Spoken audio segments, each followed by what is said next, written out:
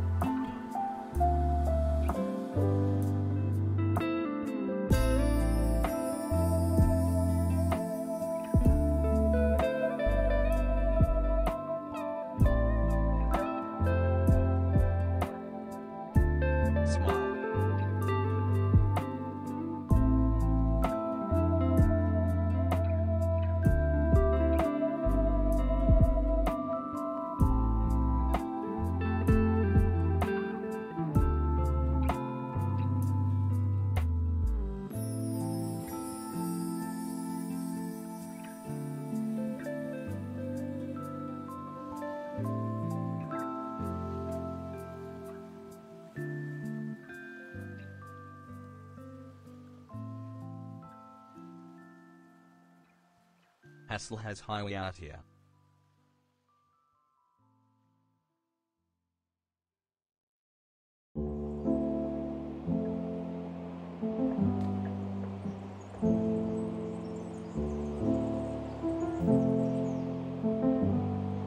I've survived the 9-month brain rot twice. Hassel.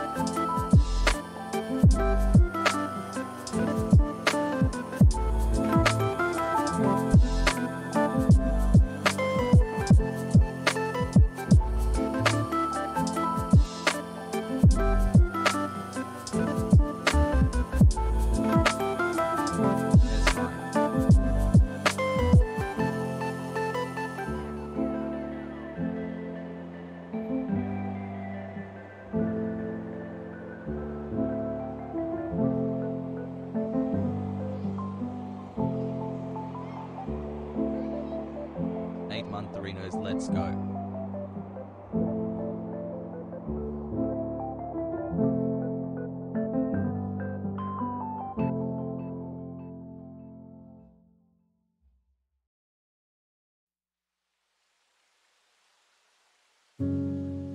Hassel.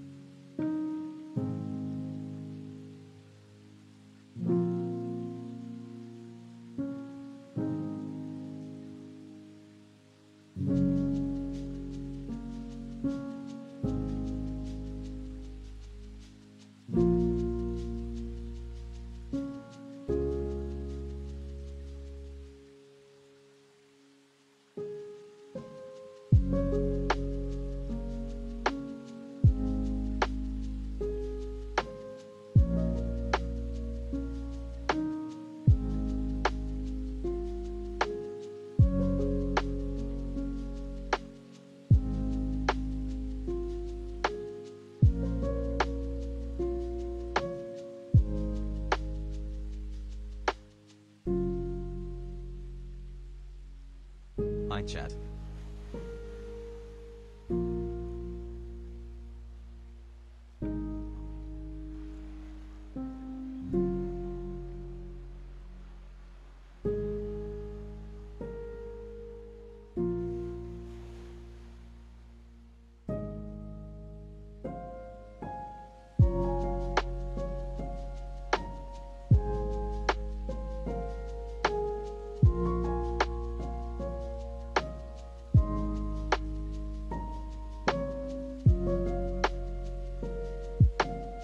That Sigma grind, chat. Keep it up, Hassel.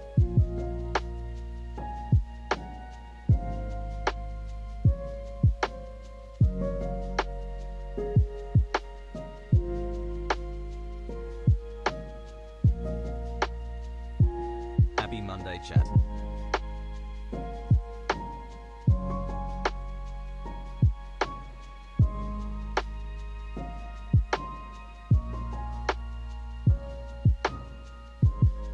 Waiting for Hasan.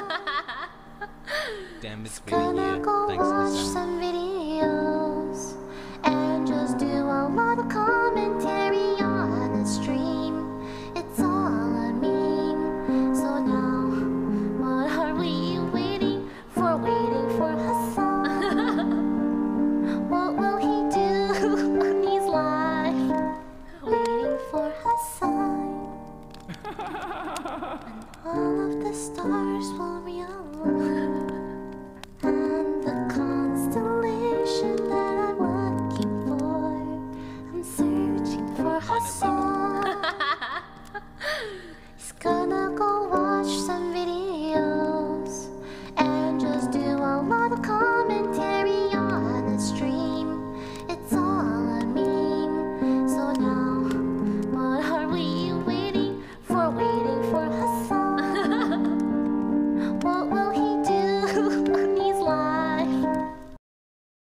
What's going on, everybody? I hope everyone's having a fantastic evening, a fantastic afternoon, a fantastic pre-noon, no matter where you are in the world. I'm Hasan Piker, and this is the HasanAbi broadcast coming to you live from sunny California, Los Angeles, folks. We are live and alive, and I hope all the boys, I hope all the girls, and I hope all the NBs are having a fantastic one, because it is 17 months later and still no communist revolution. It is Starting to think Hasan is a honeypot. Love you, chat, and Ajan Hassel. Monday, folks. It's Monday. Sorry, I was just looking at something. It's Monday, December 6th, 2021, 11:09 a.m. And I'm literally early, dude. And I will not be apologizing for being early.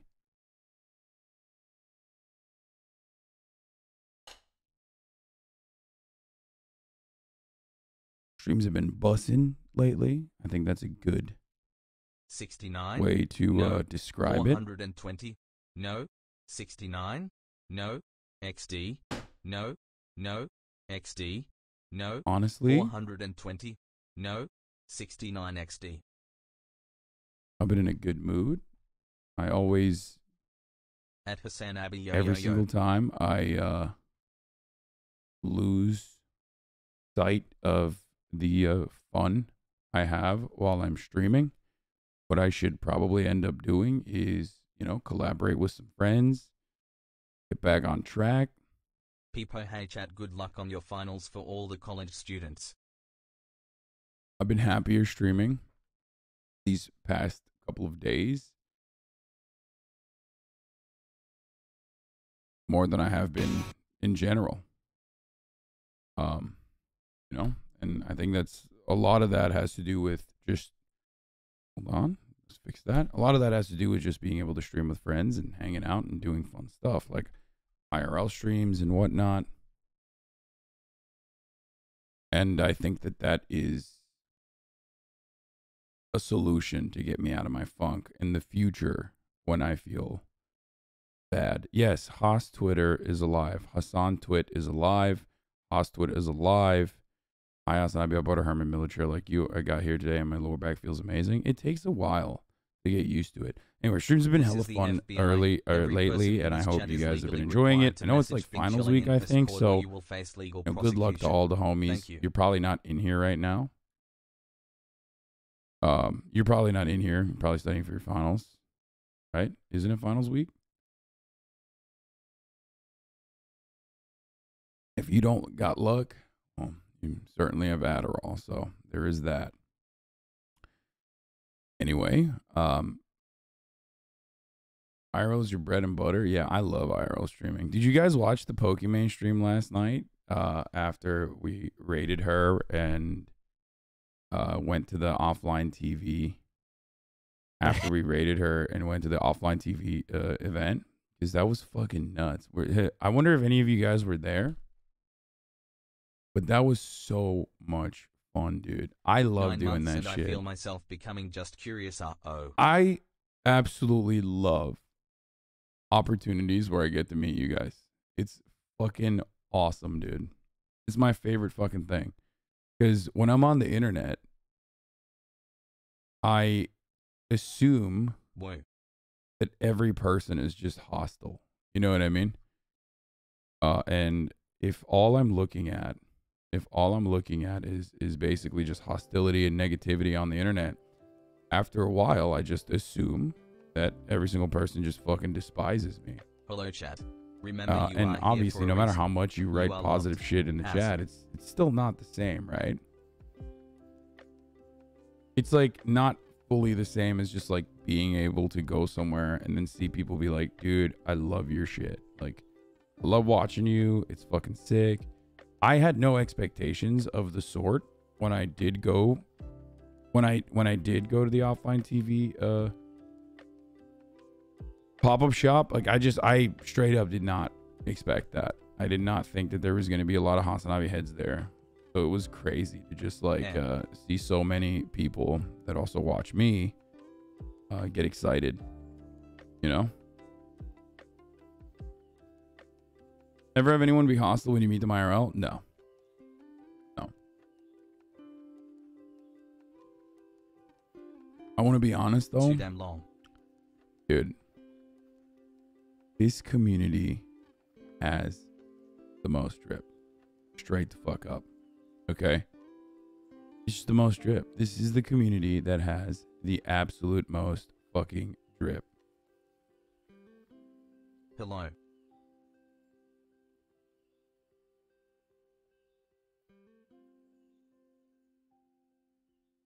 People that just like, every time people come up to me in public, it's crazy. Crazy. You guys are just like, everybody's looking like models, like little baby models, dude. Like you're modeling out drip, just dishing it out. We have the most LGBT Andes too, so we have an advantage. That's true. Like I remember doing, remember how we polled Hassle. A while ago, remember how we polled this community to see like who's a part of it and whatever the demographics, and it came out that like, you know, there was like it was like overwhelming majority was white guys, and that's just how Twitch is in general. But like with respect to the rest of the platforms, community is still way more diverse. Way higher number of LGBT members in here than most other communities, and way higher number of girls in here than other communities as well.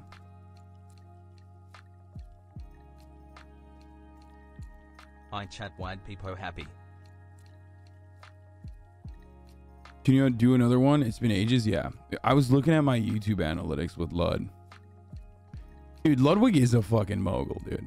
Okay, every time I hang out with him, we're just you know, I'm just doing mogul moves with him. I'm just talking about being a business guy, a CEO, you know. Anyway, that's unrelated, but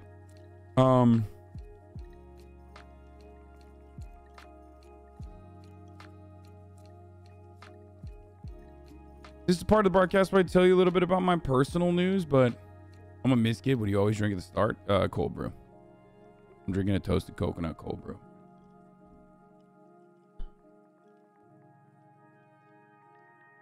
Anyway, but yeah, this is the part of the broadcast where I tell you a little bit about my personal news before we get into like some other stuff. I was hoping it was Malta. I don't know what that is. I feel a little, I don't know, I'm not sick, but I definitely am tired and my voice is, you could have bio like a dumb Facebook guy, but have it be true. CEO at myself. Thanks, Arjan. I am the CEO of myself. I'm the CEO of feeling myself, dude. We can take a look at like some of the cool stuff from yesterday. Okay. Specifically this, which was fucking awesome. This was on the Pokemon stream. This is what you guys missed out. For those of you who didn't watch the Pokemon stream, I just like kind of fucking stole the camera off of her. There's like 5 black HasanAbi heads. This is not even fucking remotely true, dude. There's a lot of, no, look, I was actually talking to Myth about this last night too. People has rock on gesture. There is a very real and very large black Twitch community, like watchers, okay? But they're completely separated from normie Twitch, or rather like the regular Twitch that is mostly for white people, and that's just like the audience for the most part, right? I'm not doing a good job describing this, and it's something that I want to bridge a little bit more. I want to have I look like Lil Bill on. I DM'd him, and he said that when he's in LA, he's gonna come on. I mean, he's just more so, you know, a comic, but still, like, I want to have more. I want to have, yeah, Hubie. I'm gonna have Hubie on. And as much as I like used to make fun of, Adin Ross, and I hate to admit this, I was fucking wrong. Like, yeah, we always joke about how like Adin Ross has like, you know, the hood watches Adin Ross and then the hood, but like Adin Ross is one of the if not the largest content creator that has like a black facing audience. Not, it sounds like a pun. You know what I mean? Like there are really large black content creators on this platform that have a predominantly black audience, and Adin Ross is one of those content creators who has a much larger a black audience than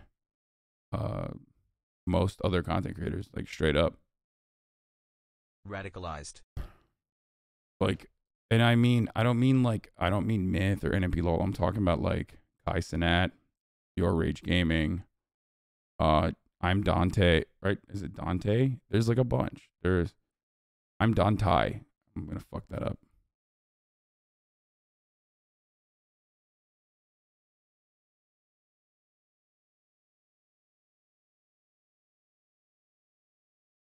I wish he wasn't the face of Black Twitch. Bruce drop him off is old school. In Polish chat, the majority of Aiden's viewers are Latino, not black. The majority of Aiden's viewers are Latino? That's still fucking nuts, dude. Are you crazy?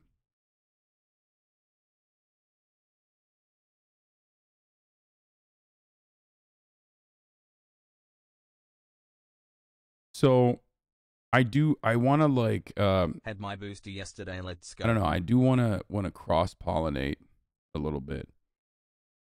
Like I feel like it could be cool. Your YouTube editor put your demographics in your last video. Here's an image. I mean, this is old. This is hella Hassel, old. good afternoon. Oh wait, is this for? Oh, this is for YouTube, right? Is this for YouTube or is this for? These aren't our YouTube demos. These are our Twitch demos. 4 months, PogU nearly halfway to the brain rot. What's the difference between black and white content? Fake news, lol, content is content? No, 100% content is content. Obviously. But, I don't know what the appropriate term is, but there is like, there are content creators. 5 months of no top of the hour. There are content creators Inshallah. that serve a predominantly black audience versus content creators that are on the other side of Twitch. Like, Bing Bong new Doggo achieved 0 brain rot smile.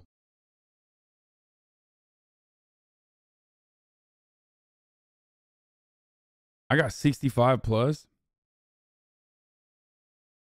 Yeah, that's right, dude. We got some fucking people. That's me. That's why 65 plus Almost is a me. year and no communism.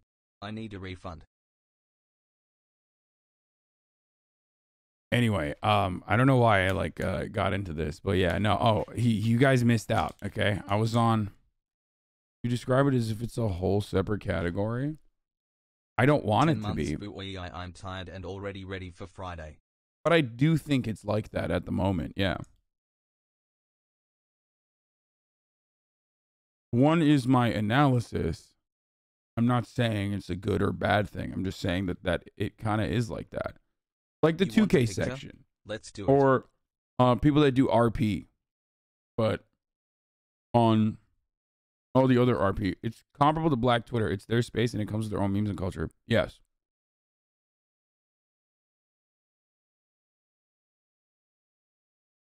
You think isn't data? Stop spreading misinformation. What is this, Hasan?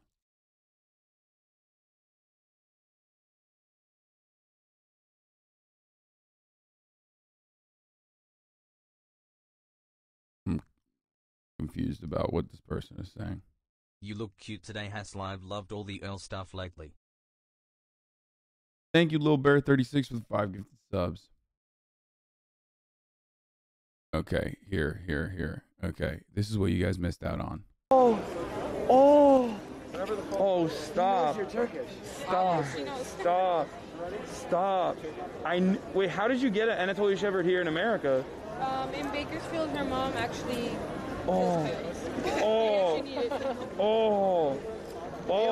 These things, dude, these things get massive, bro. They like get straight up gigantic. She's 11 months right now. I had a. She's 11 months? Yeah. Oh, what a beautiful girl. Oh my God. The pride and joy of Turkey right here. Anatolian Shepherds. Hi. Are you getting bugged? Is it too much? 50 by Is it too much? Look at the paws. Look how big. Look at how big her paws are. Oh my god. Oh my god. Oh, you scared me. You scared me. I got scared. Hello. Oh. Oh.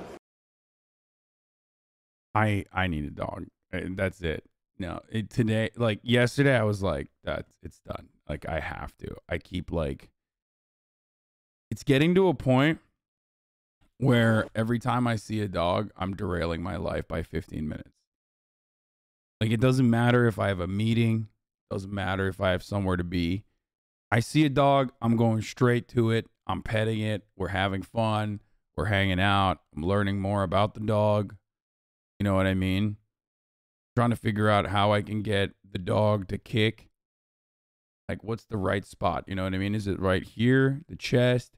Is it the belly? You know, I need to do that. I just like,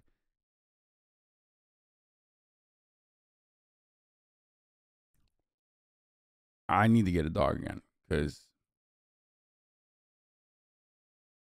did you have a pet growing up? No, I always wanted to have a dog when I was growing up.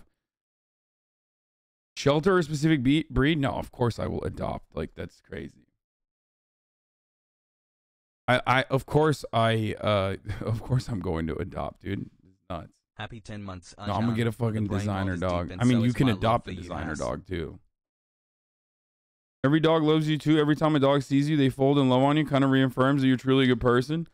Nah, it's just dogs are. They know I'm with it. I'm with the dog shits. Okay, dogs know me. They know I'm with them. Okay, I ride or die.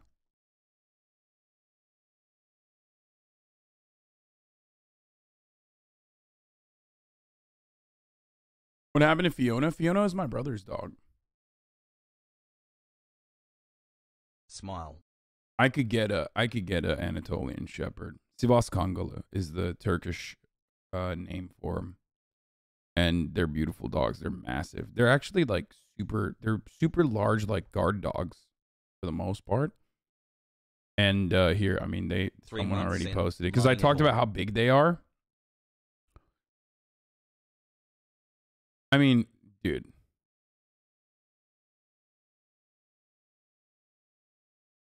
This is a Turkish Kongol.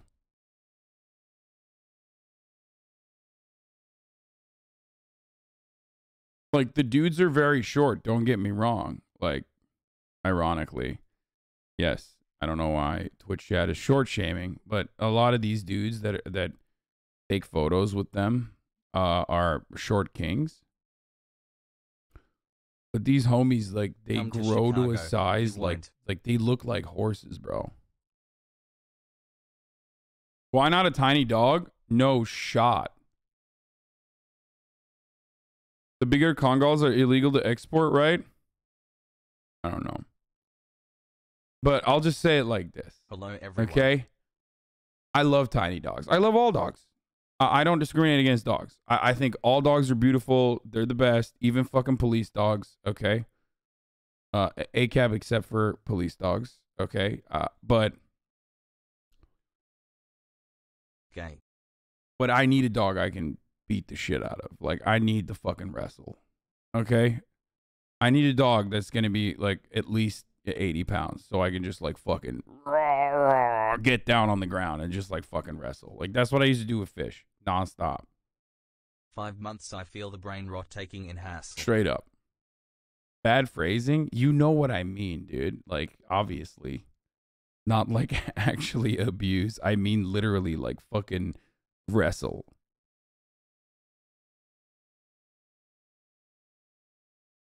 And I can't do that with Fiona. Like, I love Fiona. I love Fiona so much. Murat's dog, my brother's dog. And whenever I hang out with her, she wants to play. Like, she loves playing, right? And she's always trying to fucking, you know, she doesn't, like, really fetch too much, but she's always trying to play. She's having fun, okay? She's having fun. She wants to, like, do stuff. But the moment that I, like, try to get, like, a little physical, like, I know she gets scared. Like, I can tell. She's like, oh, shit. You know what I mean? That's Murat's fault? No. I think, like, you have to account for personality, too. And Fiona does not like getting picked up. She loves cuddling, which is great. She thinks you're going to eat her. I mean, I would. I would eat Fiona. Like, as soon as I, like, you know, as soon as I play around a little bit, like, use my hands or whatever, you know what I mean? She, like, I can tell she, like, doesn't want to get picked up. Is, like, worried, you know what I mean? And I can't wrestle with her because she's too 9-month brain rot.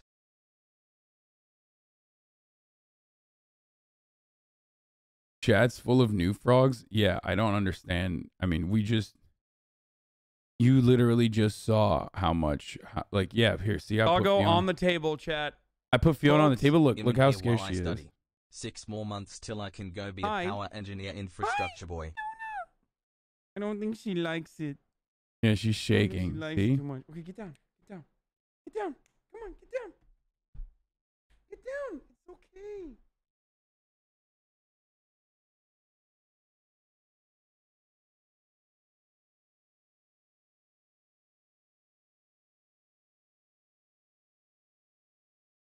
Wait till the big dog breaks all your shit just playing around. Guys, you literally have, look at your sub notification. Look at your sub badges.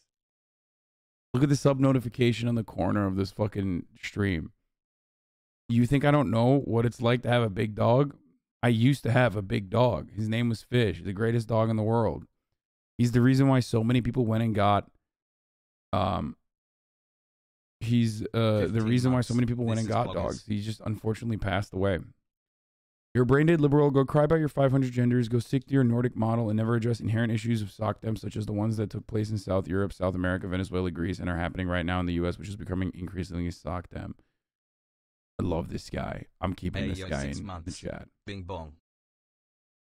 I love the guy who's like, who knows the difference between social democracies and is like still upset. He's like upset directly at like social safety nets. This is like a 1994 era conservative Republican. You know what I mean? Like the type of dude who's like, actually, social democratic safety nets are bad. I'm not a fan. Like, at least say it's communism. You know what I mean? Like, that's what the common take is. Like a 1998 online libertarian blog? Yeah. Like Matty Iglesias before he got on fucking Fox. No, I'm just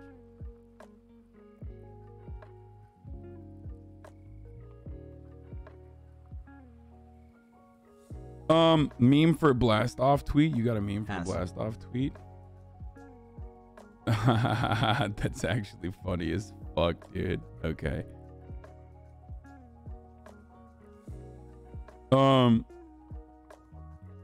The new Leftovers is really good. We should watch it again. Carter insults a bigger streamer. I'll look at this. And then we'll get to the news. Okay, I'm going to blast off and then we'll get to the news, all right? You didn't expect this one. Fucking Hasan Piker. LOL, fake socialist just bought a $3 million house, you dumb bitch. I was in a Twitter space earlier this morning, and we were actually talking. It's kind of funny. Don't you find it funny that you come from a country like Turkey, and yet you come to America and want to fix us? LOL, fucking lib, go back home.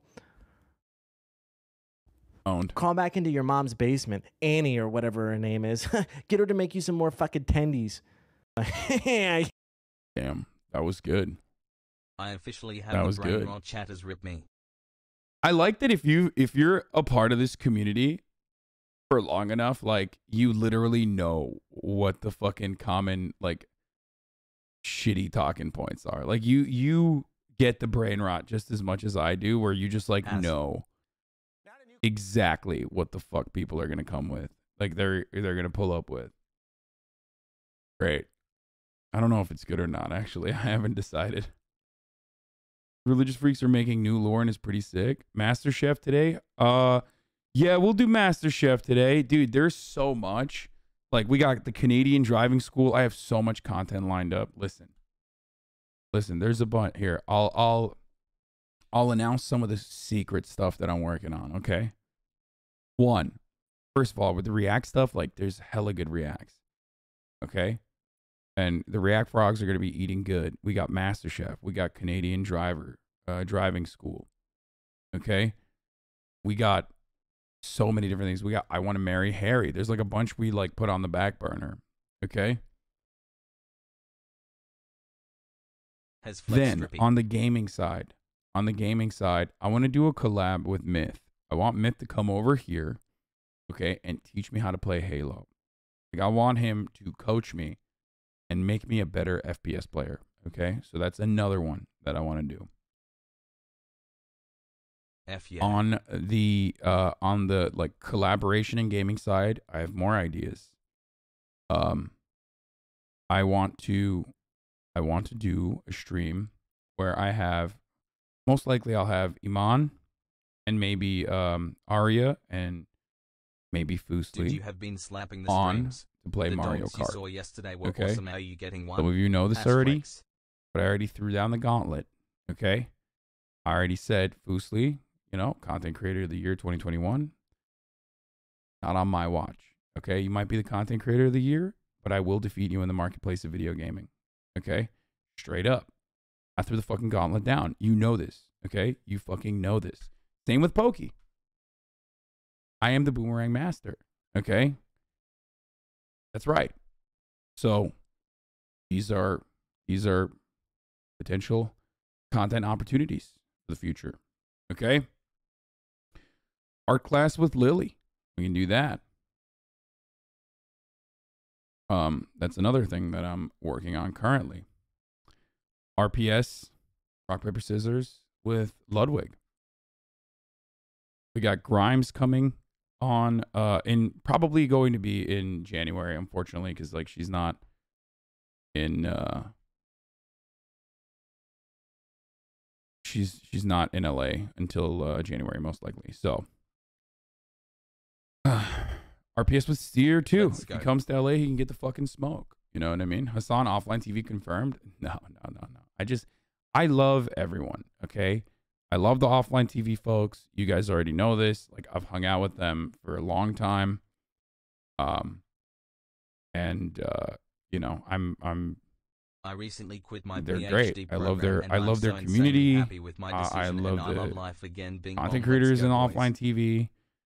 You know, I wanted to go and show support and take some photos with all of my favorite streamers. You know, just like you.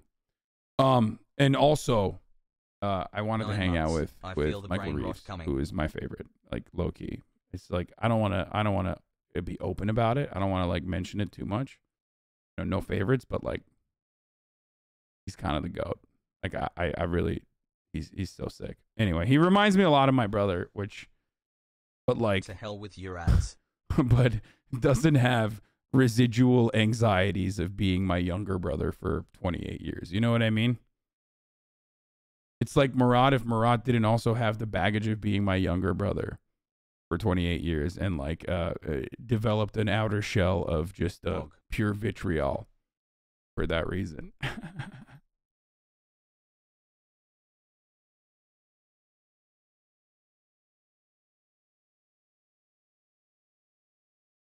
Anyway. Dunk on John Doyle on stream, please. No, I don't care about that. I don't know what the fuck that is. Does the house still smell like fish guts? Why did you pick MasterChef season 2? Having a lot of people watching on stream. I don't know. Someone sent it to me and it looked cool. I will also play the Halo single player campaign when it comes out. So there's a lot coming out. Okay. But let's get to the news. It's Monday. I'm gonna tweet out that I'm live. Okay. I wanted to give this to you as a secret. Okay, before the Normans come in and before they find out what the fuck's going on, I wanted to tell you what the kind of content I have lined up. All right. I do TikTok. I have a new TikTok coming out. I'll post it on TikTok on stream later. Okay. If you want donuts to be Alex Jones TTS, can hook you up. Just have you say what you want. This is so insane. America deserved 9/11, dude. Fuck, I'm saying it. I have $30 in my in a video game. Like we totally brought it upon ourselves, dude. Baby. Holy shit. We did. We fucking did. In a video game. Hypothetically. Politically. We fucking did. Look at the way that this dipshit is running his fucking mouth. Okay. The rest of that might be TOS. But wow. That's pretty good.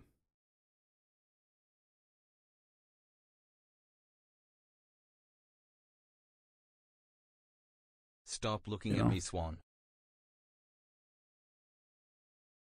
I feel like Chad is 10,000% more likely to cancel you if they found out that you bullied Murat growing up more than any other controversy so far this year.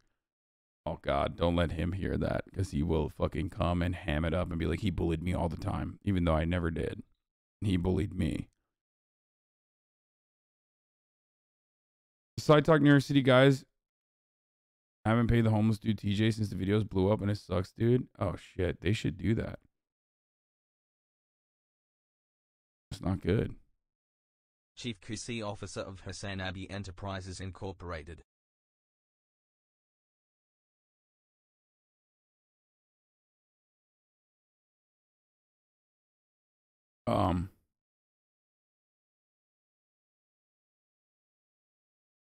At HasanAbi, have you seen Boy Boy?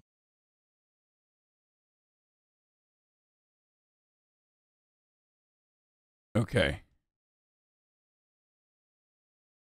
All right. Fuck, I gotta tweet out that I'm live. Okay. Daycare is open. I'm live and alive. 14 months, PogU. Hold on 1 second. Well, I'll be back.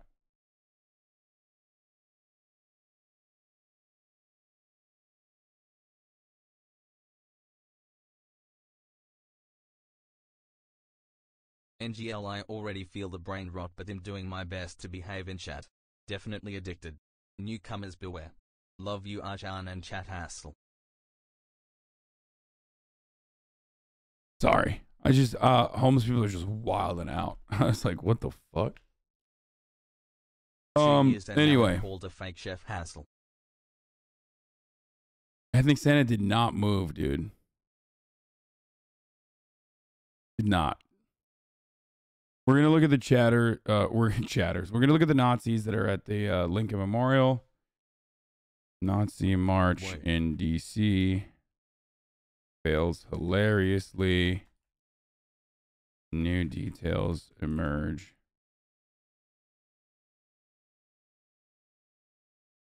In Michigan school shooting. Shut up, chat. Us black HasanAbi heads. Thank you. I am the Dengus. Funny Succession meme if you're interested. I have not seen the latest episode yet. Please. I have not seen the latest episode yet. Okay?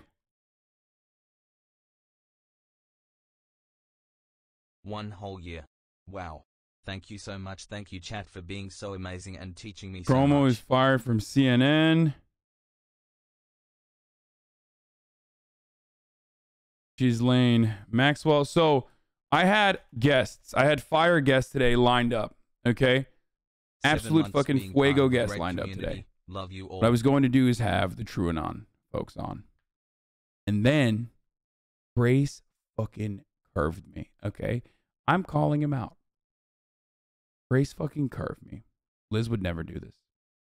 It was Brace. Has right. Yeah. I've been trying to get him on because they're at the trial every day, and I've been watching their coverage, and I think it's wonderful. And I love them. Obviously, they're fucking dope. And I was trying to get him to come on last week, but they're like super tired all the time. So I was like, fuck it, let's do Pog, pog, pog, pog, pog, pog, pog. So, fuck, this is sick, dude. Holy shit. No bids yet. What do you mean? What is, how does this work? Anyway, so I was excited to have them on, and Brace was like, yeah. Been away for a few days, but hope you had an awesome weekend, hassle. Sorry, I can't come on your podcast, or I can't come on your broadcast because I'm going on fucking Chapo. So that's it. It's now, this is war. Yeah. This is war. Brace Belden, you've made an enemy of me. Okay? Coming for you. That's right. I'm joining the CIA. Oh, wait. Brace is the CIA. So I'm joining the FBI.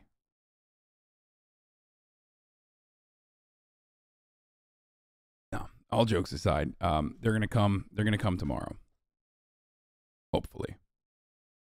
Throw him in the pit. Yeah. Next time I see him, I'm gonna wrestle him. It's over. We're gonna have to do Turkish oil wrestling. Let's go. Yeah.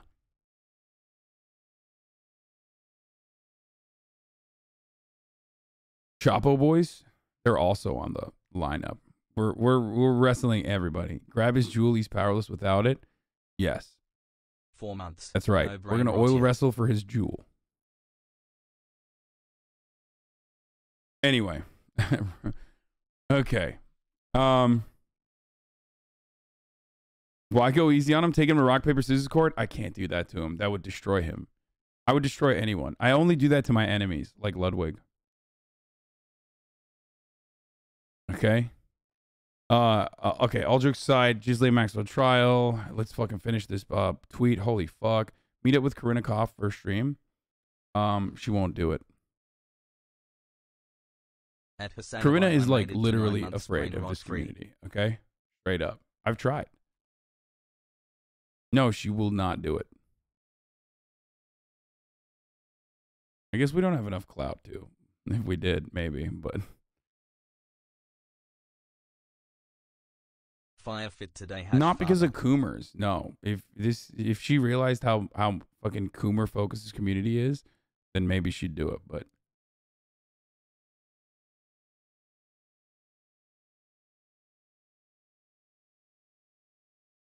anyway, okay. Ghislaine Maxwell trial details and so much more. Get in now. www. Amaranth. Oh fuck, I forgot. Amaranth is coming over too. Please look at how the UK police handle things. This is funny. We need to, dude. For Amaranth, I need to like figure out the pool situation. Cause I want to know if she wants to do a fucking stream from the HasanAbi compound, like. Bogdan NNNNNNNN Allo NNNNNNNNN Bogdan NNNNNN Ajan NNNNNNNN.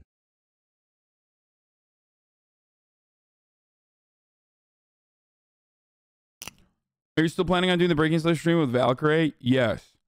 But also, Valkyrie currently is in a rush to like complete her 2-year contract with YouTube.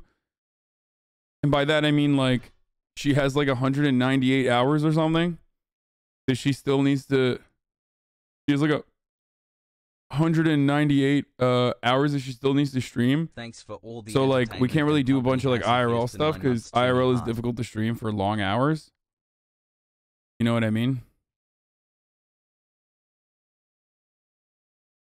So we'll wait until her like hours are done. Even though I do want to do something with Valkyrie. I DM'd her to potentially play that like a scary game with her, like a collab game. So we'll see, because I know she's like looking to play some stuff. Any plans to get a cam operator like Finn for your IRL endeavors? No, not for the time being.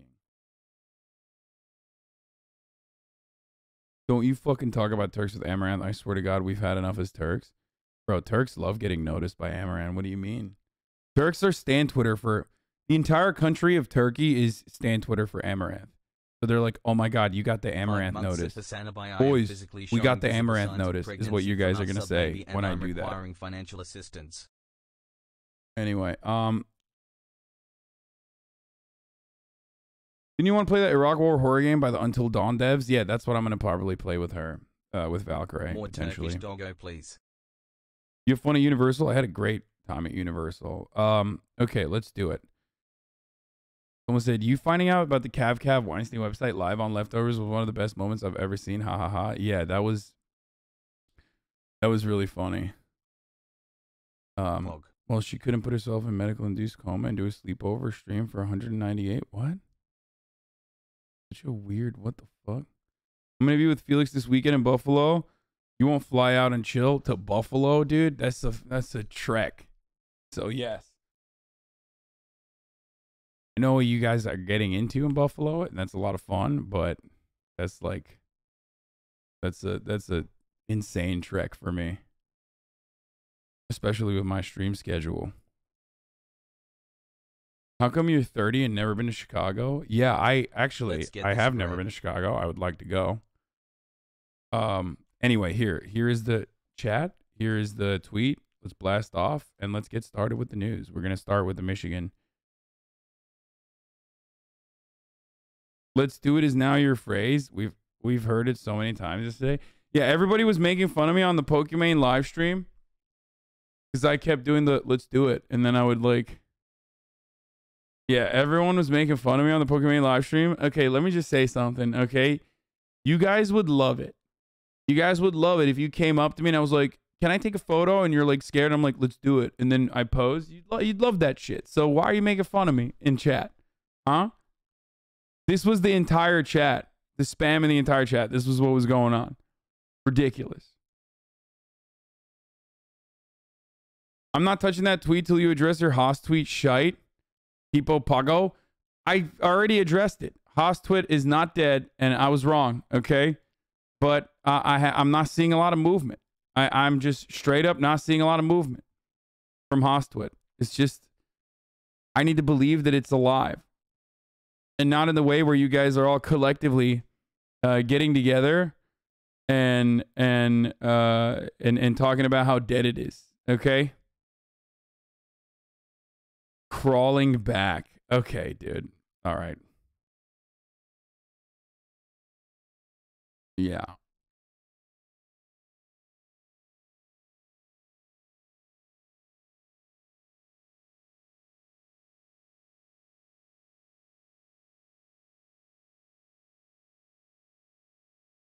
I had a lot of internal combos on what I'd say if I was there, so yes, I'd love that shit. I told you not to shit on them. You bring this on yourself. Their Hostwood is so sensitive, dude. Straight up. Hostwood only alive long enough to run away from barbs or some other stand culture you piss off? Yeah. Anyway, let's get into it, okay? I think the correct term is feral. Parents accused of Michigan school shooter arrested after police say warnings were ignored. Let's take a look. Two questions about what happened in the hours before last week's deadly shooting at a high school in Oxford, Michigan. James and Jennifer Crumbley, the parents of the accused shooter, are in custody after law enforcement tracked them down in Detroit. They've been charged with 4 counts each of involuntary manslaughter for allegedly allowing their son, Ethan, access to the gun that he's accused of using to kill 4 fellow students. Michael George is in Pontiac, Michigan. Michael, good morning. Vlad, good morning. The Crumbleys and their son are all inside this jail, and they've all pleaded not guilty. And the school district faces more questions about allowing the accused gunman to remain in school after they say he was found in class with a disturbing note on the morning of the shooting. A manhunt led officials to a vacant art studio in this Detroit warehouse, where James and Jennifer Crumbley, the parents of the accused Oxford High School shooter, were captured early Saturday morning. It certainly raises my eyebrows. The couple was arrested inside a commercial space connected to this man, 65-year-old Andre Shakora, after failing to appear for an arraignment on Friday. He didn't know that there were active warrants. Through his attorney, Shakora said that he didn't know the Crumbleys had been charged. He thought he was just helping his friends. They had received death threats all week, so they wanted to go somewhere where they could have some peace for a few hours. They were never fleeing prosecution. The couple appeared in a court hearing on Saturday, where their attorneys insisted they had not run from authorities. They were terrified. They were not at home. They were figuring out what to do. In a letter sent to parents Saturday, Superintendent Tim Throne said that one day before the shooting, a teacher reported Ethan Crumbley to school authorities after seeing him looking at ammunition on his phone. School officials say they reached out to Crumbley's mother, but received no answer that day. So that could be like, oh, miscommunication, whatever, except it's not, because she was aware of it, and they reported that she basically told him not to get caught. But according to prosecutors, phone records showed Jennifer Crumbley later sent her son a text that read, "LOL, I'm not mad at you. You have to learn not to get caught." Prosecutors also say that on the morning of the shooting, a teacher saw Crumbly drawing images of a handgun and a person who appeared to be shot, with disturbing phrases including, "The thoughts won't stop," "Help me." The school said his parents were called in, and he allegedly told officials the drawing was part of a video game he was designing. His parents were told to enroll him in counseling within 48 hours, and they refused to take him home. But the school district also says Crumbly's answers led counselors to again conclude he did not intend on committing either self-harm or harm to others. Get a kitty smart. He was sent back to class, and prosecutors say just hours later began firing a gun. And like, the parents absolutely are responsible. The video games being responsible is ridiculous, even though that is like somewhat of a narrative that people are trying to tie this to, which is ridiculous, obviously. I mean, it is a super outdated, super antiquated narrative that has been disproven time and time again, right? And it's fucking annoying. However, like this kid, Ethan Crumbly, fucking 15 years old. He's a child, okay? The system failed him. His parents failed him. His parents failed everyone spectacularly, buying him a gun, letting him have the gun. Good morning, Hasan. Seeing the signs over and over again that he might actually do something incredibly violent. And not do anything about it. It's Fiona horrible. out of this.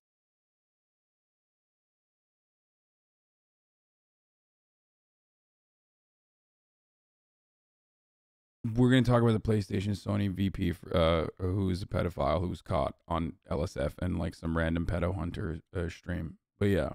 Big dogs are poggers. But pulling the trigger wasn't the parents' fault. The kid was just in a shitty situation and didn't have the power to move from it. It was 100% the parents' fault, dude. What the fuck do you mean? Like, when you're 15 years old, you have you're nothing. Okay, you're like a shell. Like Hasan 1 year together hassle. You're literally a shell, okay? You're an empty vessel that is getting knowledge fed into it, okay? You're like an empty operating software, and you're filling that operating software with like files, okay? And those parents put a lot of fucking malware in there. I don't know how else to describe it other than like, you know, I'm trying to reach out to you and describe to you the situation here.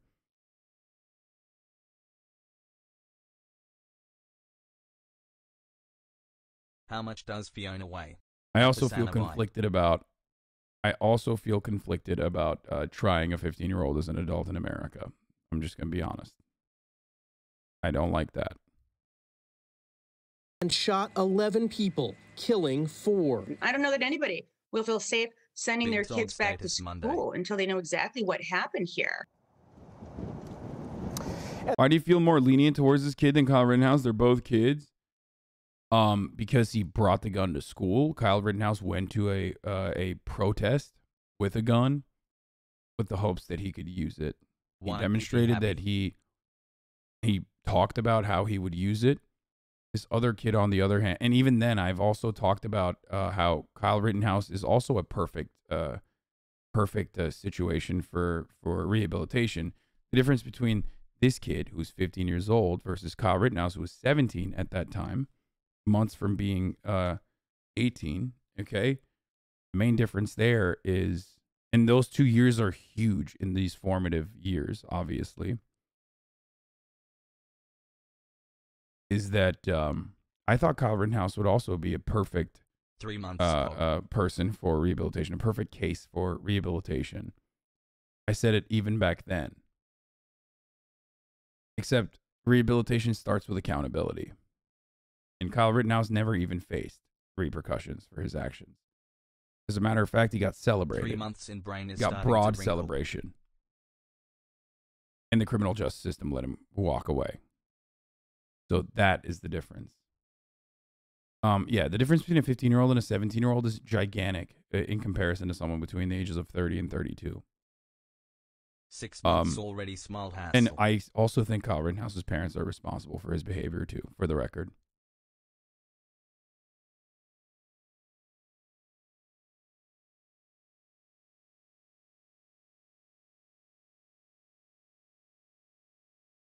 Bing bong.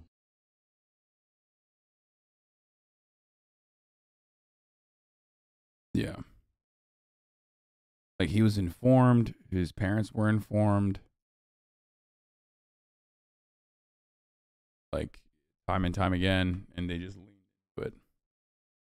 You really think there's a huge difference in 2 years? Like, seriously, Lamau? Yes. There's a huge difference between 11 and 13. There's a huge difference between 13 and 15. And there's a huge difference between 15 and 17. Yes. Are you kidding me? Were you not? 9 months. Are you currently 14, so you don't understand? Pepe latte time. Did you forget that there's a difference between, like, entering puberty and, like, exiting puberty? Like, you had to have not experienced it yet, or forgot, like, got hit in the head when you were, you know, in your puberty stage, and just don't remember how big of a difference it makes.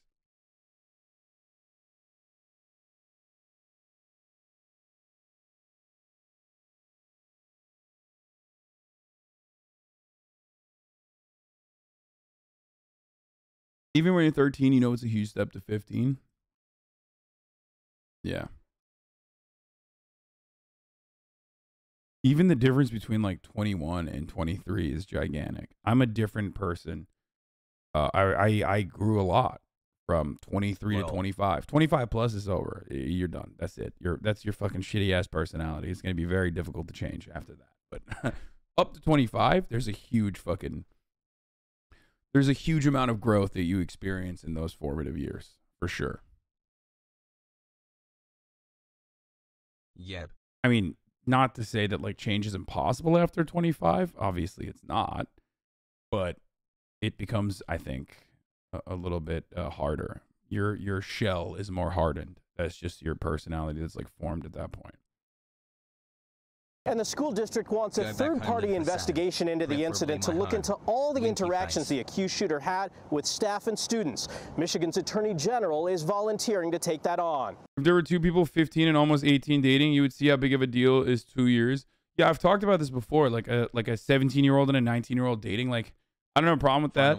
But people fucking lose their minds over it. Like I've said before, that like 17 and 19, 2 years, but people still freak the fuck out over it. But now those very same people are saying 2 years is not that big of a difference. What the fuck are you talking about? Like, you know?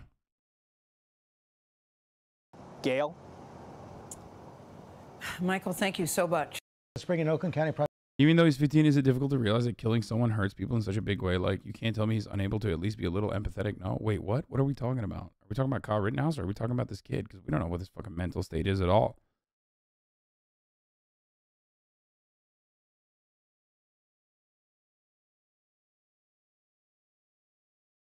Dating and murdering people are not equivalent here. No, I wasn't making an equivalency there at all. I was talking about, like, the age gap. The difference between an 18-year-old in a murder case and it still is derived from the same place, which is, like, your mental faculties. Okay, that's why. That's the point. Your mental faculties and how your brain operates is the main reason why people fucking talk about it. There's a big difference. Yeah, no, there is a big age gap between 19 and 17. Okay, there is, but that doesn't change the fact that, like, for dating purposes, it's not like that fucking weird. I don't think. Any chance you can talk about the Red Hill Petroleum leak going on in Hawaii? Dating and murdering someone is totally similar when your parents are right-wing MAGA hogs.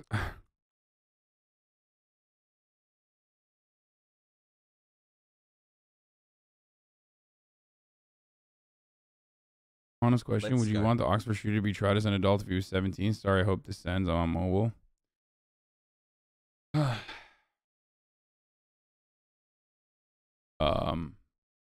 Maybe. I don't know. I still do think he's a victim, though. in that situation in some ways. All right, stop derailing the stream. Michigan prosecutors talking about the case against the alleged school shooter parents. Prosecutor McDonald, thank you for joining us this morning. We saw Mr. Crumbley shaking his head right there. Why don't you lay out the case against the parents? Good morning. It's somewhat unique to charge parents, but in this case, there was such overwhelming evidence. I do want to point out these are merely allegations. They are innocent until proven guilty. And I am ethically bound only to release the facts that have already been made public in the swear-to in open court. However, there is evidence to suggest that they purchased that weapon for their 15-year-old, bragged about it online, thought this was some joyous occasion as a present, and in combination with mom's social media posts, son's social media posts, the gun was his, and he had free access to it. And then the signs there, such warning signs. The day before about the ammunition, mom's lack of concern. In fact, she seems to be encouraging that behavior. And then, of course, that morning with the meeting where the drawing and the notes were found, it's just goes beyond any sort of mere negligence or mistake. It's criminal. You said the gun was stored unlocked when you announced the charges last week. Their defense attorney says it was locked. Are you positive it was unlocked? And would it change your case if it was indeed locked? He had access. So whether it was locked or not. Yeah, like, this is such a silly fucking thing, okay? If your 15-year-old can get the gun, which we know he did, okay, it doesn't matter if you locked it or not. It's literally the same as just having it out on the fucking kitchen counter, okay? It's about access. It's literally about access. If he can easily access the key, okay, if you can easily access the key and open the safe, it doesn't fucking matter if there is a safe to even begin with. Okay? Donkey collab when? Oh, I did not know that part of your take is reasonable now. What do you mean?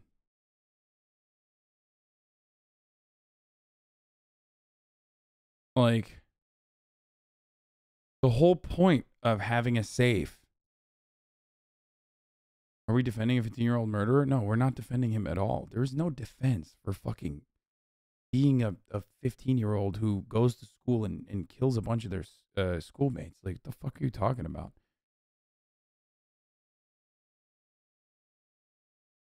Why are you so desperate to, like, you know, spear dick your own narrative into this conversation? Like, you're fantasizing about me defending this person. Is your argument blaming the parents for owning the gun or being them stupid enough to raise their kid better? My argument is multifaceted. 1, there were a lot of warning signs that the parents conveniently fucking ignored.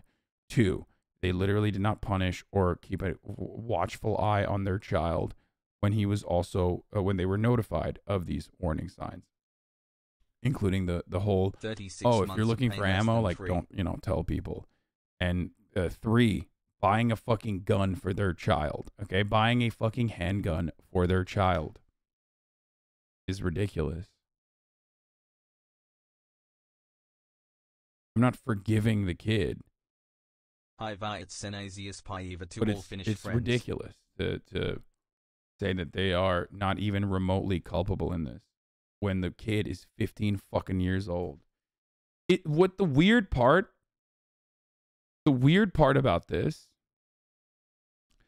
is the state, and I think this could be used against them. The weird part about this is the state is currently saying that this kid should be tried as an adult, but then simultaneously shifting the responsibility of his parents. So if he's an adult and he's culpable individually for his actions, okay, then technically the parents can't really be charged in a similar context. So that's what I don't understand about it, where it's like, on the one hand, you're saying it's a kid and therefore he shouldn't have the gun, and therefore the parents are responsible for their negligence, and their parents are responsible for, like, not hiding the gun from the child. But then also simultaneously they're saying, well, this is not a child, this is a fucking adult. So it is a very weird way to do this kind of, it's a very weird way to sue someone. Okay?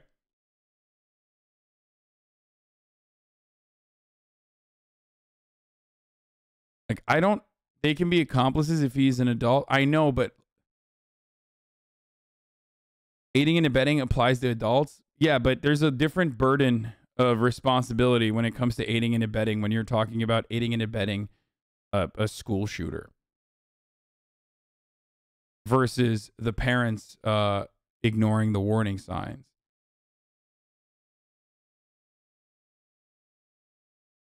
A burden of proof, sorry.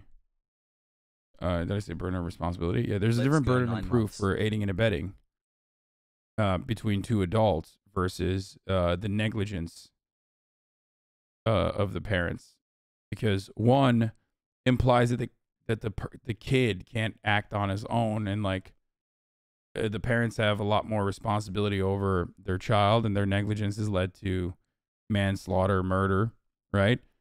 And in the other, you're like, the parents are supplying him with a gun as an accomplice.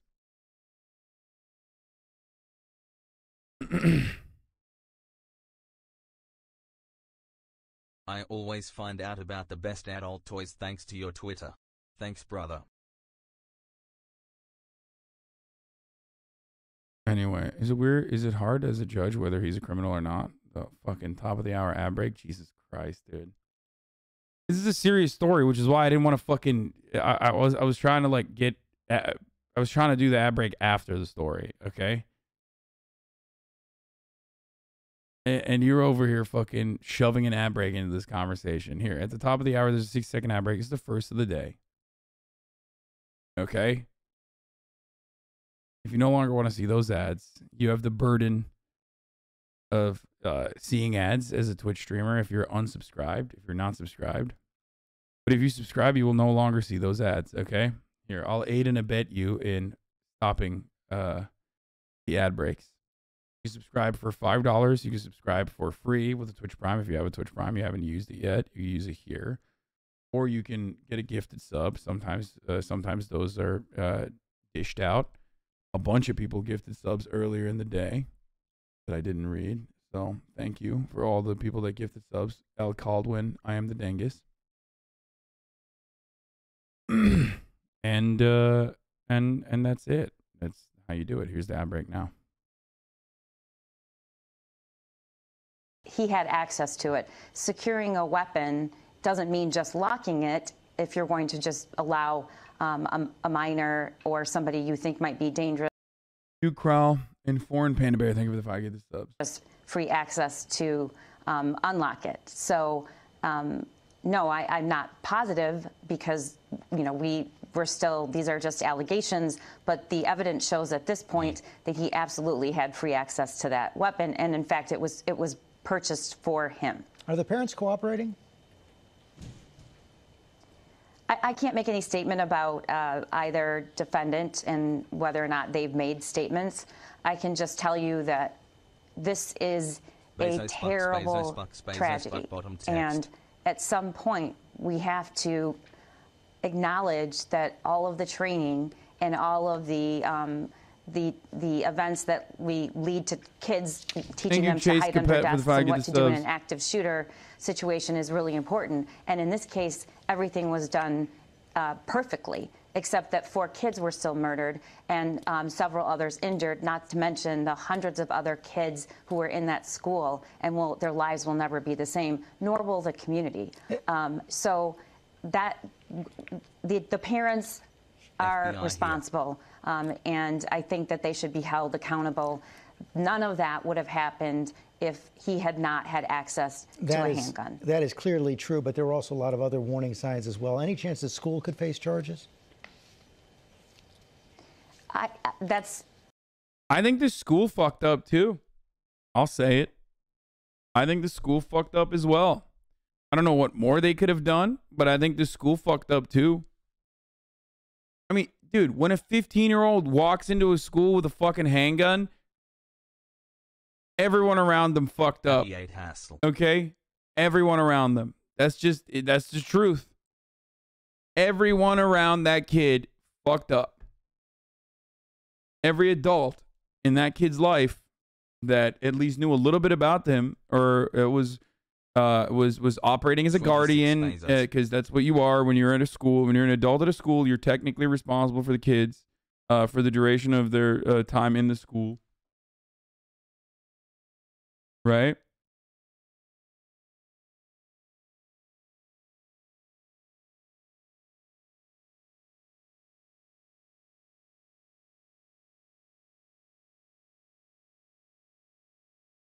Not the other kid's fault. No, that's not what I'm saying at all. No. No, I'm talking about fucking the parents that are like, Awick 2, thank you for the 5 get the subs. Has not been presented to our office. That's a investigative process that I'll leave to law enforcement. I can tell you that there is outrage in the community. I can tell you that we all should be looking at the events that led up to that horrific event, and as a community, as a school, as a nation, talk about what could have been, what we could have done different so that didn't happen. And in this case, a lot could have been done different. I mean, that meeting, he was allowed to go back to school. We know that he either had that weapon with him or someplace where he could have stored it in the school, but he had it in the school. There's no question. And leaving the decision to parents about whether he goes home or not. I mean, I just want to point out, too, I mean, you can't even in an airport mention anything that even remotely indicates that there might be some sort of violence on a plane. You'll be immediately extracted. And yet we have a kid who is, as you reported, saying some pretty concerning things, and he was allowed to go back to school, and neither parent mentioned that he had access to a weapon, and that I feel like I know you on a personal level now, and it's not just tragic. It's not just disappointing. I believe it's criminal. Prosecutor McDonald, thanks very much. All right. A chilling sight. All right, folks. Let's get to some I've been fun here news. for a year now. Okay. Nazis. What are they up to? What are they wearing? What are they doing? Well, yesterday, a group of white nationalists marched towards the Lincoln Memorial in Washington, D.C.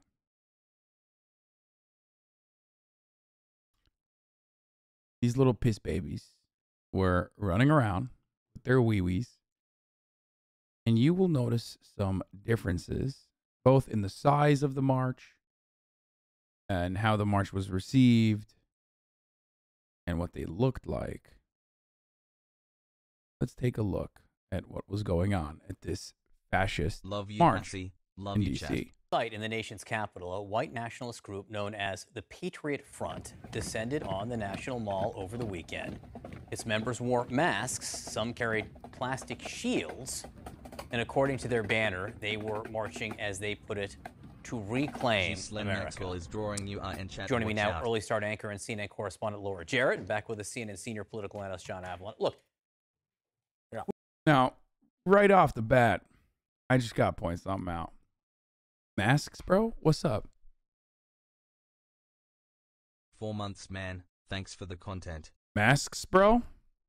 Why are you guys wearing masks, you pussies? What's the deal? I thought masks were the real killers. What's happening there?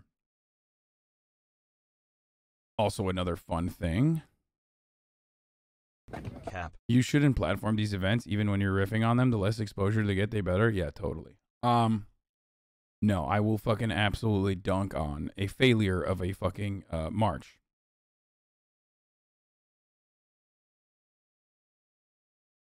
What happened? Why are you guys not showing your faces?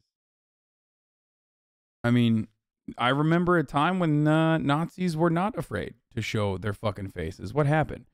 Did all those Antifa motherfuckers actually, unmask a lot of you and reach out to your employers one by one? Is that why you have to feel the need to hide your identity again? Huh? Is that what happened?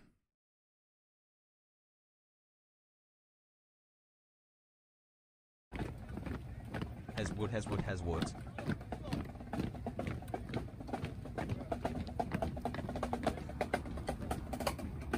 So what's really funny about this, first of all, what a beautiful service dog. Beautiful dog. What's really funny about this fucking fascist march is that, of course, I was making fun of them, and immediately people were like, oh, dude, yeah, Nazis, bro, sure. It's like, no, dude, they called themselves that. Like, oh, dude, we're not in, like, there are still people, no matter where you go on the internet. Happy 11-month anniversary. There are always still home? I miss you. People that will fucking defend Nazis with the age-old, antiquated, it's not 1938 in Germany. Like, you know, a guy that'll defend them. I'm like, motherfucker, they say they're Nazis. Like, what's wrong with you? Was it this? Oh, yeah, we're going to show this in a second. Hold on. Yeah, no, there's a good ending to this story. There's a good ending to the story. There was this one fucking guy in my mentions that was like, 8 months dude, gorgeous. you think everyone's a Nazi. And it's like, yeah, no, I think that this guy definitely is a Nazi. Okay? Like, this homie straight up said, another moron comparing one of the worst things in human history to something not even close. Pathetic. It's like, how? How are you?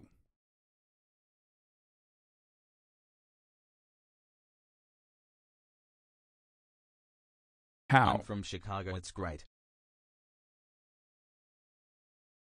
Like, they literally see themselves as Nazis. They're saying that they're fucking Nazis, and you're out here being like, they're not actually Nazis. Okay.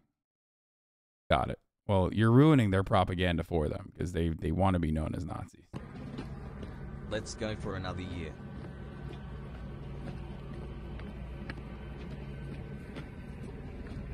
Who are you guys?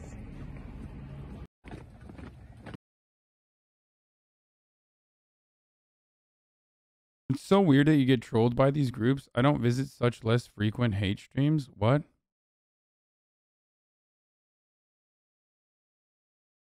Another video of them chanting Reclaim America.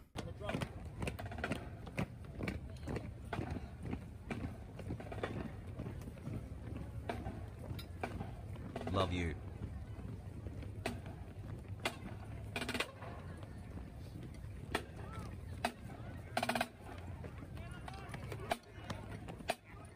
I mean, this is lame as hell, bro. I'm sorry. Like, you're literally you're doing a march and you're the drummer boy. Like, Pog. That's so whack, dude. Like, they're so fucking lame, dude.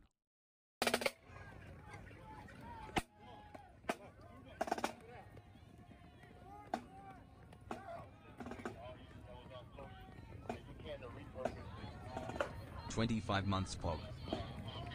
The upside down flags are because they think America is lost because, you know, brown people.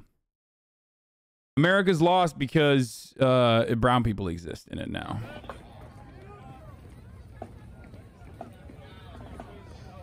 Love you, Hasan.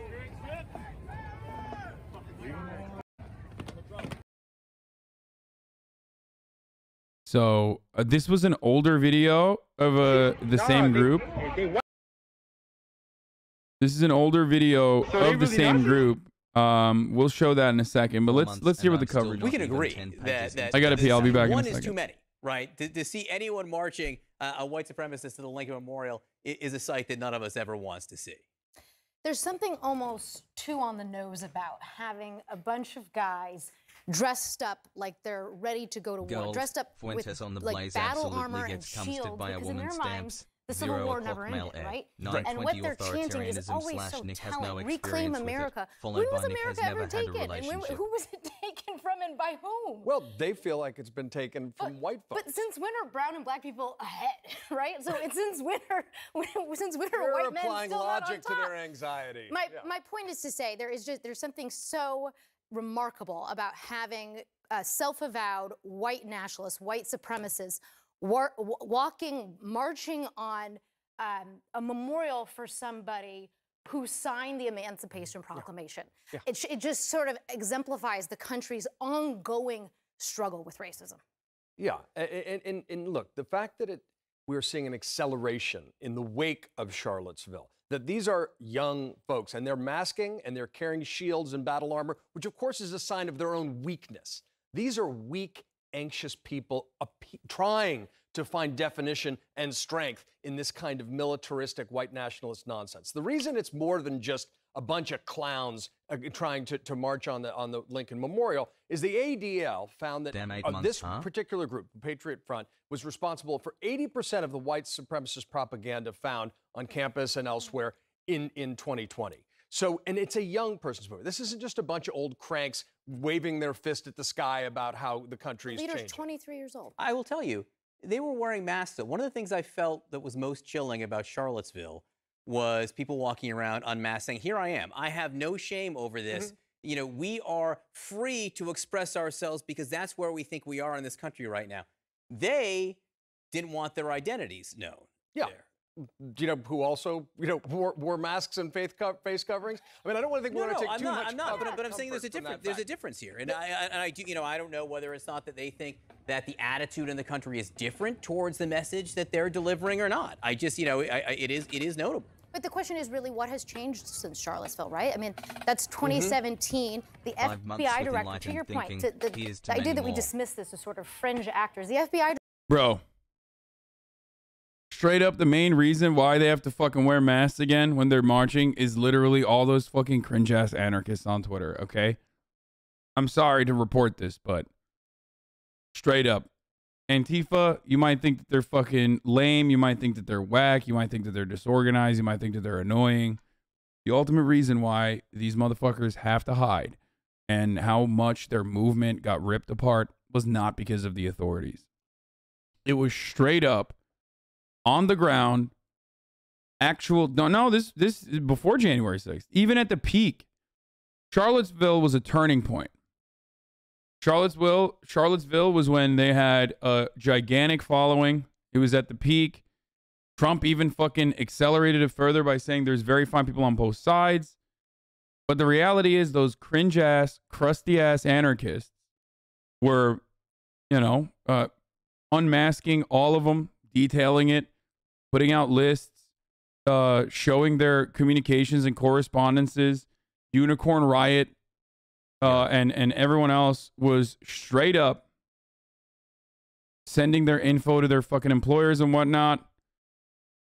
And that is directly the reason why the second time they tried to do a Unite the Right rally, that rally was tiny. Chat. Love this it was community. A fraction of the same size. Okay? It's just the truth. You might think that they're crusty, but this is one instance where they personally took a fat fucking dub when dealing with the Nazis. And don't ask me, this is not speculation. We have the documents. Unicorn Riot infiltrated their Discord servers and straight up released correspondence between some of the leaders where they're literally like, we can't do the fucking tiki torch khaki behavior anymore. We can't do these big showings anymore because they literally dox us. And they go and they fucking give our info to our, they give our information to our employers and get us fired. Yo, Hasan recently started to see woman for the first time in a long time. Been using you and Will's advice hassle. So, it's still happening. There's a group in Utah that takes down Mormon nationalists, Deseret nationalists. Many have been fired because of them, and they're still being fired. Not all hackers and doxers are crusty. No, but all anarchists are. There's a thick layer of crust. The more crust you have on you, the more anarchist you are. Just the truth, man. I'm sorry. I'm sorry, ladies, gentlemen, MBs. It's just the truth, okay?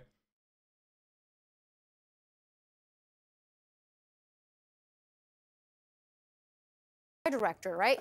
Chris Wray has told us that the #1 threat to this country, domestic terrorism-wise, Thank you, Hasan's is white fanboy supremacy. made. He has said that this is on par with ISIS. And the question is, since Charlottesville, what have we done? What has the government done to address this? There has been legal accountability and culpability, as we saw. I mean, in a verdict, in Charlottesville, to the tune of $26 million. That may be why they were masked, by the way. And it may very well be. And none of that changes the fact that these folks are cowards. Everyone who runs to find security in a blood and soil movement is because they are weak and they're trying to pretend they're strong. But we also shouldn't underestimate the historical resonance of this, which is why Laura's saying it. And the fact that this is a current issue in our country that we need to confront. When they come masked and carrying battle shields to the Lincoln Memorial, pay attention, folks, because this is a problem that we need to confront. This virus of hate and white supremacy and white nationalism in our country is... I'm sorry. I just love... I love...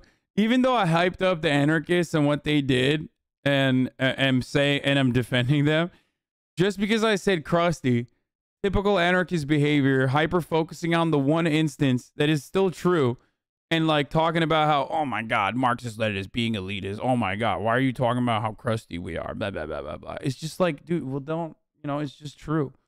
I'm sorry, it's just true. I acknowledge all the time, how a lot of anarchists are. A lot of anarchists are in the forefront of these sorts of movements. They do a lot of activism. They literally go to these fucking protests. Even if they have like pie in the sky ideals, they still are, advocates for marginal change. But there's also a lot of annoying shit, like hyper focusing on like little things that get in the way of solidarity. You do that, okay? And you're doing that right now. Not done yet. The only good thing is this one didn't turn violent, but the next one could, and that's always the concern. Lord Chair John Avalon, thank you very much. CNN's decision to fire anchor Chris Cuomo has not ended the questions surrounding his actions. He was let go Saturday after new revelations about his role in defending his brother, former New York Governor Andrew Cuomo, from sexual harassment claims. As Jerika Duncan reports, Chris Cuomo says this was not how he wanted his time at CNN. Here, let's watch the fun video as well. This is an older video from the same group, I believe, but it's really great. Where the fuck is it? Hold on. Where is it? Oh, it's right here.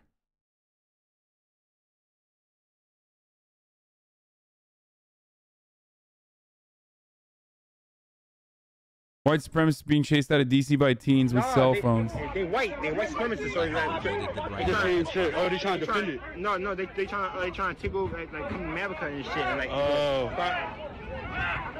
Oh, don't worry. We're gonna talk about Madison Cawthorn and what he had to say about abortions, and also we will be talking about. Here, I'll tie in the Joe Rogan with the CNN firing. We'll talk about CNN firing, and then we'll hear, Joe Rogan's incredible take on it. And then afterwards, I do want to talk about Ben Shabibo's incredible take about abortions and Madison Cawthorn's incredible take about abortions. I'm not one of those people that's like, if you don't have a pussy, you shouldn't have a say in this conversation. Blah blah blah. Like, obviously, I see myself into the business of other groups regularly, but goddamn, dude, these guys really do make it hard. Let's okay. Yo, what the fuck? Oh shit!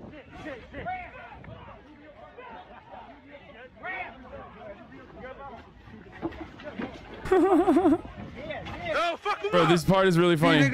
This part is really funny. They're all in these like U-Haul trucks. Popping out the back of the truck.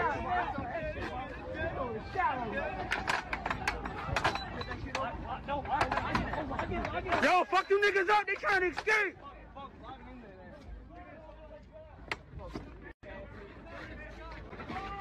He's that bitch. It's like a Nazi clown car, bro. It's awesome.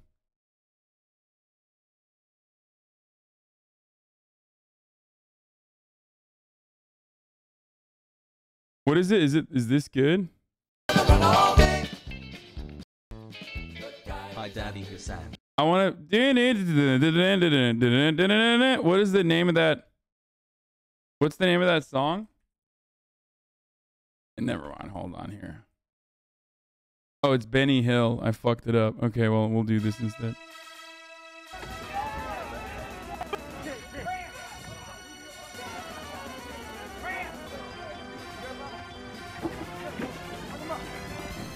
Yo, fuck him up! These niggas start hopping out the back of the truck.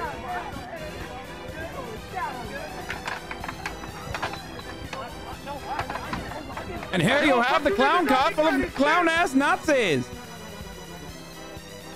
The clown Nazis are running back into the car. Afraid of the powerful skater punks. These niggas got smokes coming out the trucks and shit. This shit like a Call of Duty campaign out in the... My man said it's like a Call of Duty campaign out here.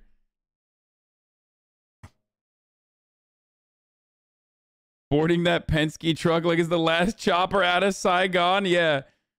Get us out of here. The skater punks found us. She was sentenced to 4 years in prison. I'm having trouble understanding if she's good or bad in light of the Rohingya. Cops left his hatch open and spike strip fell out the bag and he proceeds to reverse over spike strip. Nice.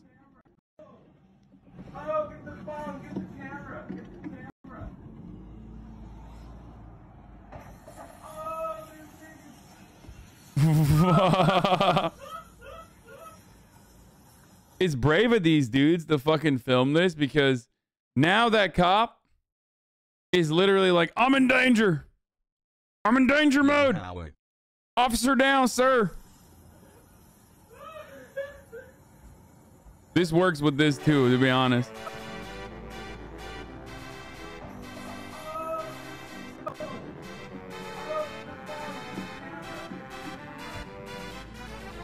Almost to the 9-month drop, baby. Let's go. That's where your tax dollars are going, boys.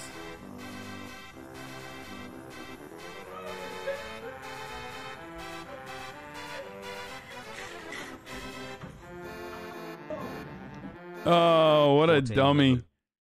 What part of the police academy training is this? It's just, there is no such thing as a police academy training. Let's be real. Okay. Time for the fucking anti-Italian part of this broadcast. Trigger warning. I'm going to do some afraid of fucking phobia over here. All right, I'm sorry. I'm fucking sorry, but we got to talk about these things, all right? We got to talk about these fucking things. Chris Cuomo has been fired from CNN, all right? For doing what? Helping out his brother. Helping out fucking family, dude. Bing bong, Chris Cuomo's out. Got 1 year and end to end. This situation is unlike anything I could have imagined. Chris Cuomo was one of CNN's most popular anchors. I love you very much. Thank you for coming on the show. But after multiple women accused then-Governor Andrew Cuomo of sexual misconduct, Chris Cuomo did not acknowledge the scandal on his show and was later found to have advised his brother's team on its response, something Cuomo apologized for in August. It was a unique situation being a brother to a politician in a scandal and being part of the media. Oh, yeah, totally, dude. Real unique. Except it's not, okay? And the side of this conversation that I am, like, really frustrated by is not even necessarily using your resources to, like, unmask potential future accusers, you know, getting as much information as you can about those sources from your own resources as a person in the media. It's that, like, this conflict of interest has always existed. It has always existed within the Chris Cuomo, Andrew Cuomo relationship. And so much so that CNN banked off of it. And that's why Zucker originally defended Cuomo until it got to a point where he could not defend him any longer. And that conflict of interest still exists. The media is incredibly nepotistic. Okay. A lot of people are related to one another. A lot of these like top journalists come from a long line of journalists or a long line of like people in politics and whatnot. It's just how it is. Okay. I tried to do the right thing. But last week's release of documents from the New York Attorney General's office showed the younger Cuomo was far more involved in his brother's strategy and defense. And on Tuesday, CNN suspended him. By Saturday, Cuomo was fired. In a statement, a CNN spokesperson said, even Anderson Cooper? Brother, Anderson Cooper is a Vanderbilt. Like, what are you talking about? we had cause to terminate. When new allegations came to us this week, we took them seriously and saw no reason to delay taking immediate action. That allegation alleges sexual misconduct by Chris Cuomo from a client of attorney Deborah Katz, who also represents one of the women alleging sexual misconduct by Andrew Cuomo. Katz contacted CNN on Wednesday, the day after Cuomo was suspended. What was it that ultimately led to the firing of Chris Cuomo? I think it very much depends what angle you look at it from. David Folkenflik is a media reporter for NPR. There's no way to disentangle the firing of Chris Cuomo from the nature of the allegation lodged against him several days ago. The fact that it was actually a sexual harassment accusation against this major TV star. There's a couple things that I find to be really strange about this story. Okay? One. Yeah. It's just like you could literally murder people and the media is like whatever. But when it comes to like Me Too stuff, the media eats it up like crazy. Okay? And obviously, like, this is not to say sexual harassment in the workplace is not a serious issue. It 100% is. This is not to say that Andrew Cuomo didn't deserve to be fired from his job. He 100% does deserve to be fired from his job. But it's wild to me that like so many other instances of like Andrew Cuomo being fucking horrible, all the way ranging back to like cutting Medicaid and Medicare spending in the state, or even like offering immunity and legal protection to some of his donors that owned fucking nursing homes when like people were just dropping like flies within those nursing homes, hiding that information, hiding nursing home deaths from the official record. Like that sort of stuff was absolutely brushed past. Okay. And for me, I'm sorry to say this, but like that's a little bit worse than fucking sexual assault in the workplace. Okay. It's hard to, I'm not to say that like one is acceptable and the other is unacceptable. They're both unacceptable, but one is like way more unacceptable. Like you're just fucking literally killing people, like straight up. You know what I mean? And it's wild that like the media's coverage on that is just like, who cares? Yeah, whatever. That was just, you know, that's the cost of doing business. You know what I mean? Love you, Arjan. And it is incredibly, it's just like insane to me. Equally bad? What do you mean equally? No, it's not equally bad. One is like straight up fucking murder, dude. What the fuck are you talking about? Like, they're both bad, and I admit that, but that's a crazy thing to just put out there. You know, there's no recovery from death, okay? Especially at the thousands. And not only that, but even before that, like, again, that's horrible, horrifying. But part of the reason why New York took a fucking fat hit on COVID early on is because like all the poor neighborhoods that rely on Medicaid already had like a crippled healthcare infrastructure. Okay. You know what I mean? And all of that stuff was known when Cuomo was being celebrated as a hero. Okay? He's being celebrated as a fucking hero. And Andrew and Chris were, you know, chumming it up on mainstream media. He got a fucking Emmy for it. He got a daytime Emmy for that shit. Okay? Both should be career ending? Absolutely. Absolutely agreed, by the way. That is not you will not hear a disagreement for me on that. Bing bong. But one is seen as the cost of doing business, and the other is what gets like what is the final straw. And the reason why I find that really interesting, is because Time's Up and Me Too, or at least some of the actors within that movement, or rather some of the people that are saying like this is unacceptable and wrong, or have said that to others, literally straight up have shown that they don't give a fuck about it. Like, they just do not care about sexual assault or harassment in the workplace or anywhere for that matter, considering that there were people involved with Time's Up that were defending Andrew Cuomo. Like, they were a part of Andrew Cuomo's team. Okay? And it's fucking wild, dude.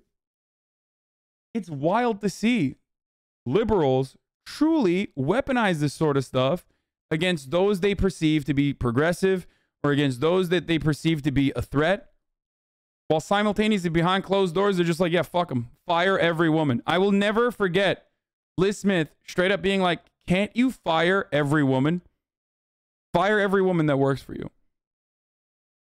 Like, that to me is the perfect, that to me is like the perfect summarization of how much liberals actually care about, like, cleaning up the workplace and punishing bad behavior and truly moving into an evolved society where women are protected.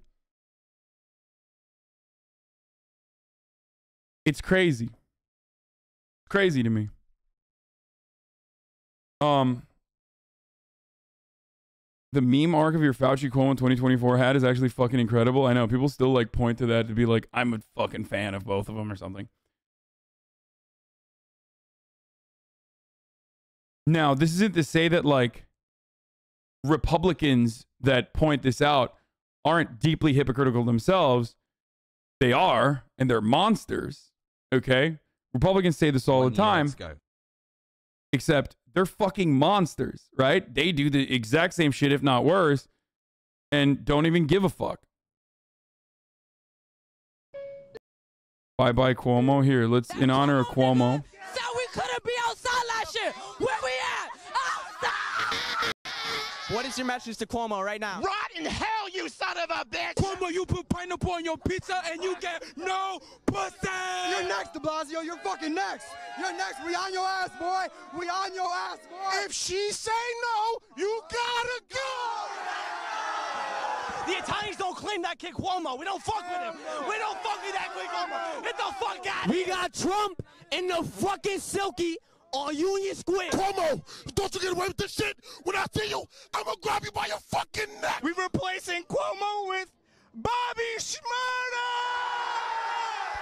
Bobby for governor. Bobby for governor. Come on, get no pussy. Come on, get no pussy. Come on, get no pussy. Come on, get no pussy. Anyway, I mean, what can I say that hasn't been said already? So yeah. Now, one other part of this process that goes back to the weaponization of, like, social justice and causes like that is the never-ending cycle where, like, other liberals in the media are like, oh yeah, well, it's family. Cuomo is doing something for his family. Like, Chris Cuomo is, like, helping out his family. It's whatever. Yeah, he should get fucking yeeted, but it's still for family, whatever. Okay. What about the non-family part? What about the non-familial, like, people that work on Andrew Cuomo's crisis PR team or people that are part of Cuomo's PR team that are straight the fuck up doing the exact same thing? What about every single instance where the revolving door, including at fucking CBS Mornings and every other facet of mainstream media, is very much alive?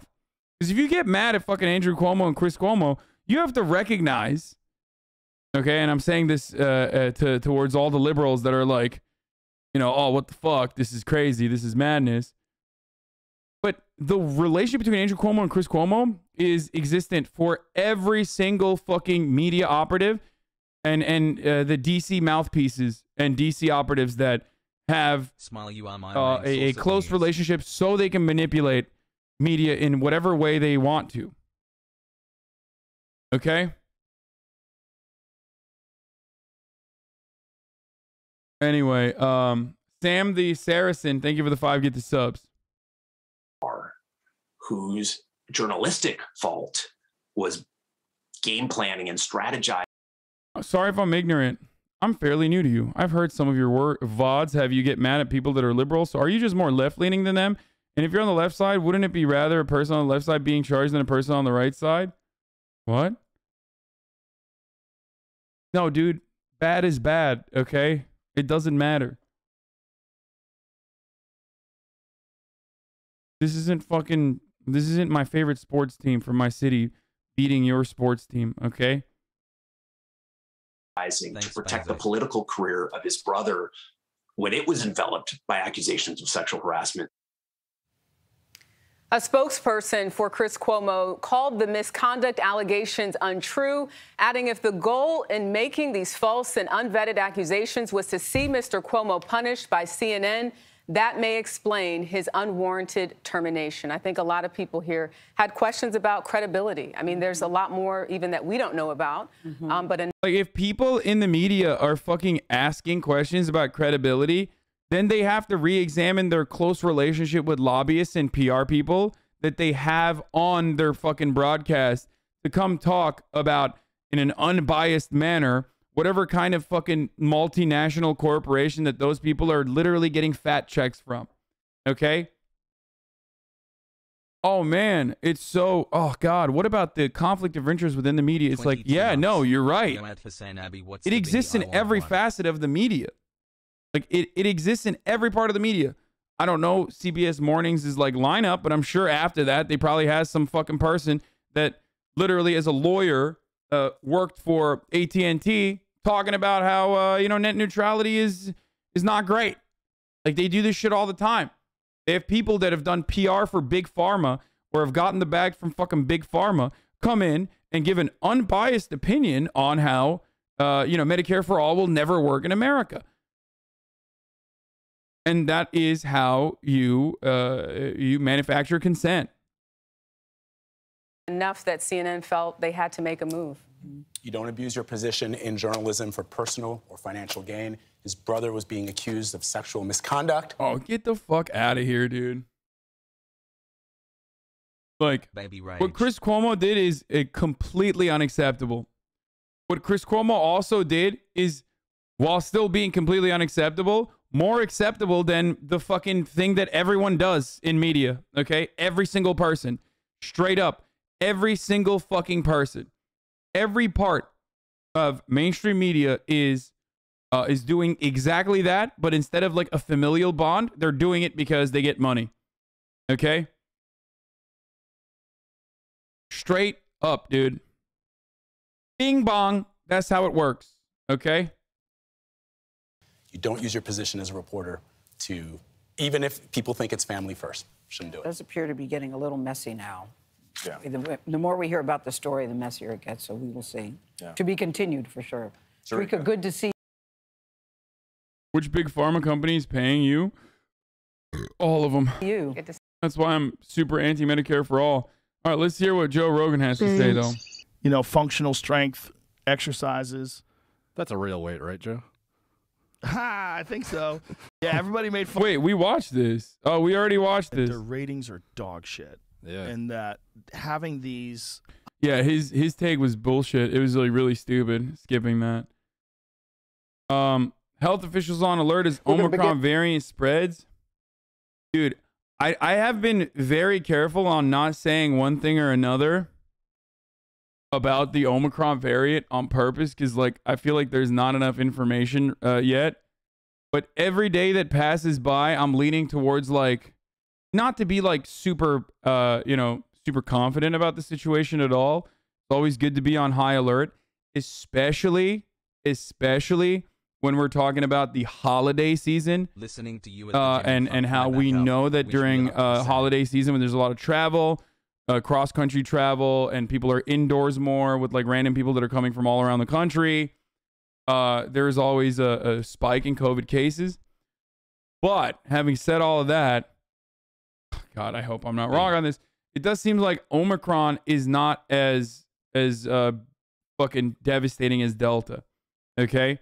Partially because it's it has a capacity to have a lot of breakthrough cases. Yo. And that's scary, and we don't know what the long-term consequences are. We don't know what the short-term consequences even are. But having said all of that, it does seem like the people that do get the people that do get the Omicron variant are experiencing milder symptoms. Okay? Because it was found in South Africa, but it didn't even fucking develop in South Africa. That's the funny thing, is that, like, you have a good day. They just founded it in South Africa because South Africa has, like, pretty fucking solid scientists. Will Barker, yeah, I'm waiting to cut a vid of it until there's more info. Media jumped on this one so much faster than the Delta. Well, there's hella stuff that you and Warger could be cutting vids of. You can do the Chris Cuomo thing, like older takes that I've had. A bunch of stuff. Doesn't that mean it's gonna spread more though? Like less death, more spread generally? Could be wrong though. It just depends. Speaking of Joe Rogan, what you said about him on Leftovers is trending on his subreddit. Looks like a lot of people agree with you. Wait, really? You may not like them, but where is the lie? What's the word? He's kind of just retracted back and fallen into the people that support him and just surrounding himself with the yes men and all the people. So he's surrounded by, the people that give him unconditional support are clout sharks that want to ride the wave. The kid like, insane you know, they will do anything and everything. Nothing Joe Rogan says is ever too far or bad. They will change or even tailor their own point of view for the most part to agree with Joe Rogan. Right. And they get rewarded handsomely for it too, because he still does capture a gigantic audience. Well, the truth is, like, and even now to this day, you know, he is such a gatekeeper to the comedy world. Like podcasters specifically who need to go on there and suck the teat of his audience, that people will fucking go on that show and co-sign the shit that he's saying and promoting because they have to for his career. Career. Yeah, one thing that I find as an old school Joe Rogan head who used to watch him like way back in the day before even like he started bringing on like Milo Yiannopoulos and all these right wingers was that he went through the regular pattern of like becoming more radicalized. Like I think he was a big like divorced wife guy. He would always talk about alimony. Like he would always talk about a buddy of mine that has, he's never been payments. Divorced. He just no, he hasn't been. Yeah, a lot of his friends interest. Have. Okay, so that was his like angle into men's right activists. A lot of people get radicalized by divorce court. A lot of men do. A lot of men. And there's probably some truth to that, you know, with the alimony and stuff. So he would always talk about that, but it was mostly just like DMT, moon landing was fake, you know, stuff like that. And then he started having, and this is, friend of mine, Felix Biederman of Chapo Trap House. He talked about this as well. He's like, he just started having media guys on. You know what I mean? And these guys have coached talking points. They have like clear interest in like disseminating misinformation. What's the word? I still love you. What are people saying? This episode was fire. The classic HasanAbi Reddit ratio. Yeah. Anytime I'm on a subreddit that's not mine, you're gonna see 200 comment or 200 upvotes and like 1,000 comments from one random tolerant Rogan listener. I don't want to give up listening to JRE, but he's making it difficult for the last 6 months. What the fuck? Can't he just shoot the shit with Duncan and chill the fuck out? Hasan been watching you for a long time. And Spotify either ruined what was good about the show or the Spotify money ruined him. Either way, nothing is the same or remotely like it was before. An unfortunate cycle of him being attacked for various things. People saying he was selling out the Spotify really hurt him, I think, and then him doubling down and appealing to being one of the good ones still.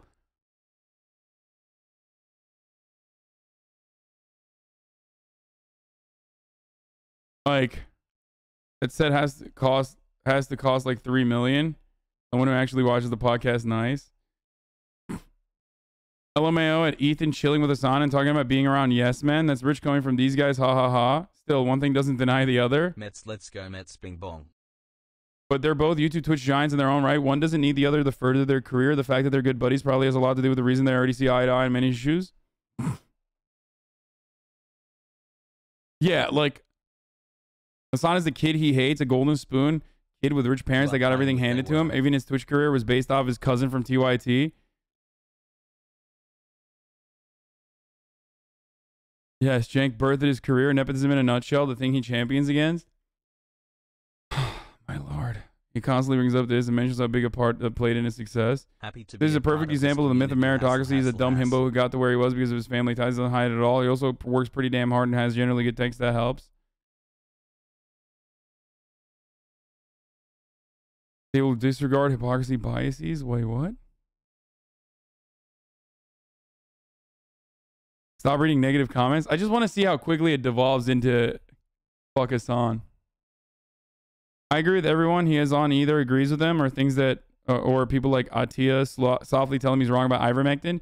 He told him antibodies is what healed him. Since you hear him talking antibodies, he's too big for many of his guests and friends. Hell, Annie Letterman couldn't say Joe was short when Kylie brought it up. Joe was also responsible for her blowing up. And she's also said numerous times she used to throw her cash at the store for no reason. She was a nobody. He's building a network of supporters around him. 14 months of brain rot. Love you, chat, and Hasan Hassel. Yeah.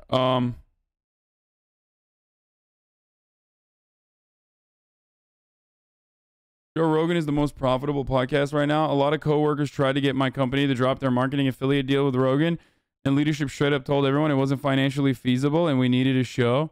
Yeah, no, I mean, he is a... Dude, the reason why Joe Rogan is the most profitable podcast is because think about how profitable marketing on Twitch is, okay?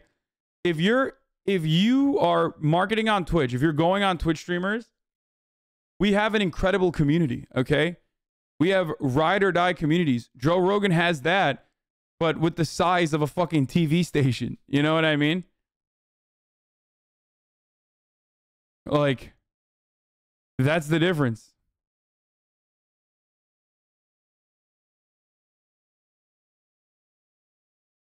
I think the worst thing about your haters is so many of them are just wrong. I saw people on Twitter shitting on you for selling the Make the Rich Pay shirt on Redbubble as merch, which is just untrue.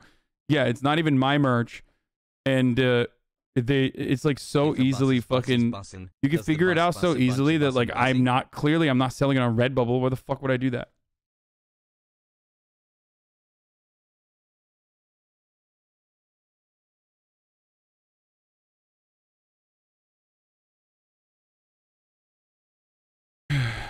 Anyway.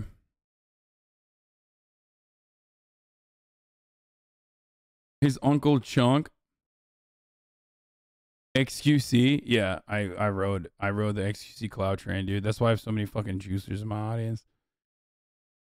That's why whenever I'm on XQC stream, despite us being friends with one another, his entire fan base is like, ha Hasan, he sucks, blah blah blah. They're like spamming. Or my friends think you're fake because of the house shit. My friends think you're fake because of the house shit, Lamau. What are you gonna do, man? Yeah, Hasan subs, cringe.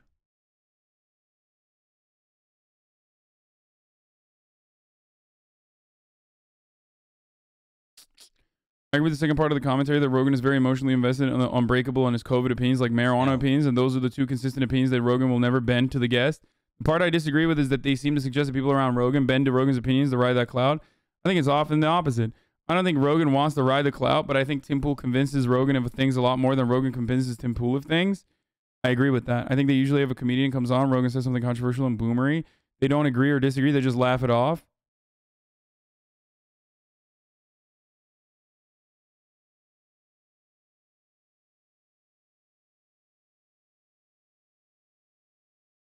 Yeah, my friends. Yeah, it's wild that like there are still people that are like, oh my god, he has a house. Like, what a fucking fake ass dude. That's crazy. Well,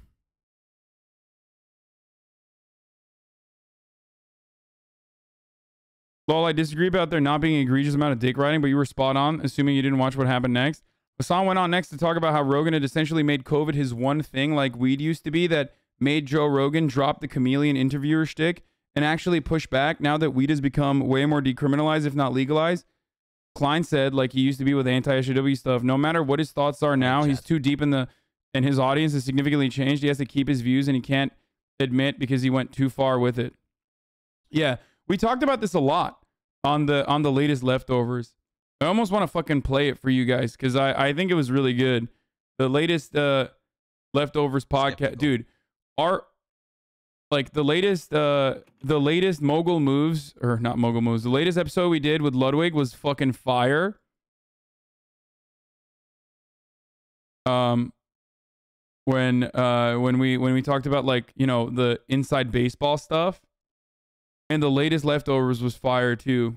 These were both really fucking good episodes. The latest Fear of Malding was really fucking good, and the latest Leftovers are really fucking good too. There was an exclusive leak in there as well. I'm really bad at promoting my shit, dude. I really gotta fucking promote it more, but I'm like too busy streaming all the time. You know? I like the Leftovers podcast, but I wish I could experience it with Chaz sometimes, lol. Yeah.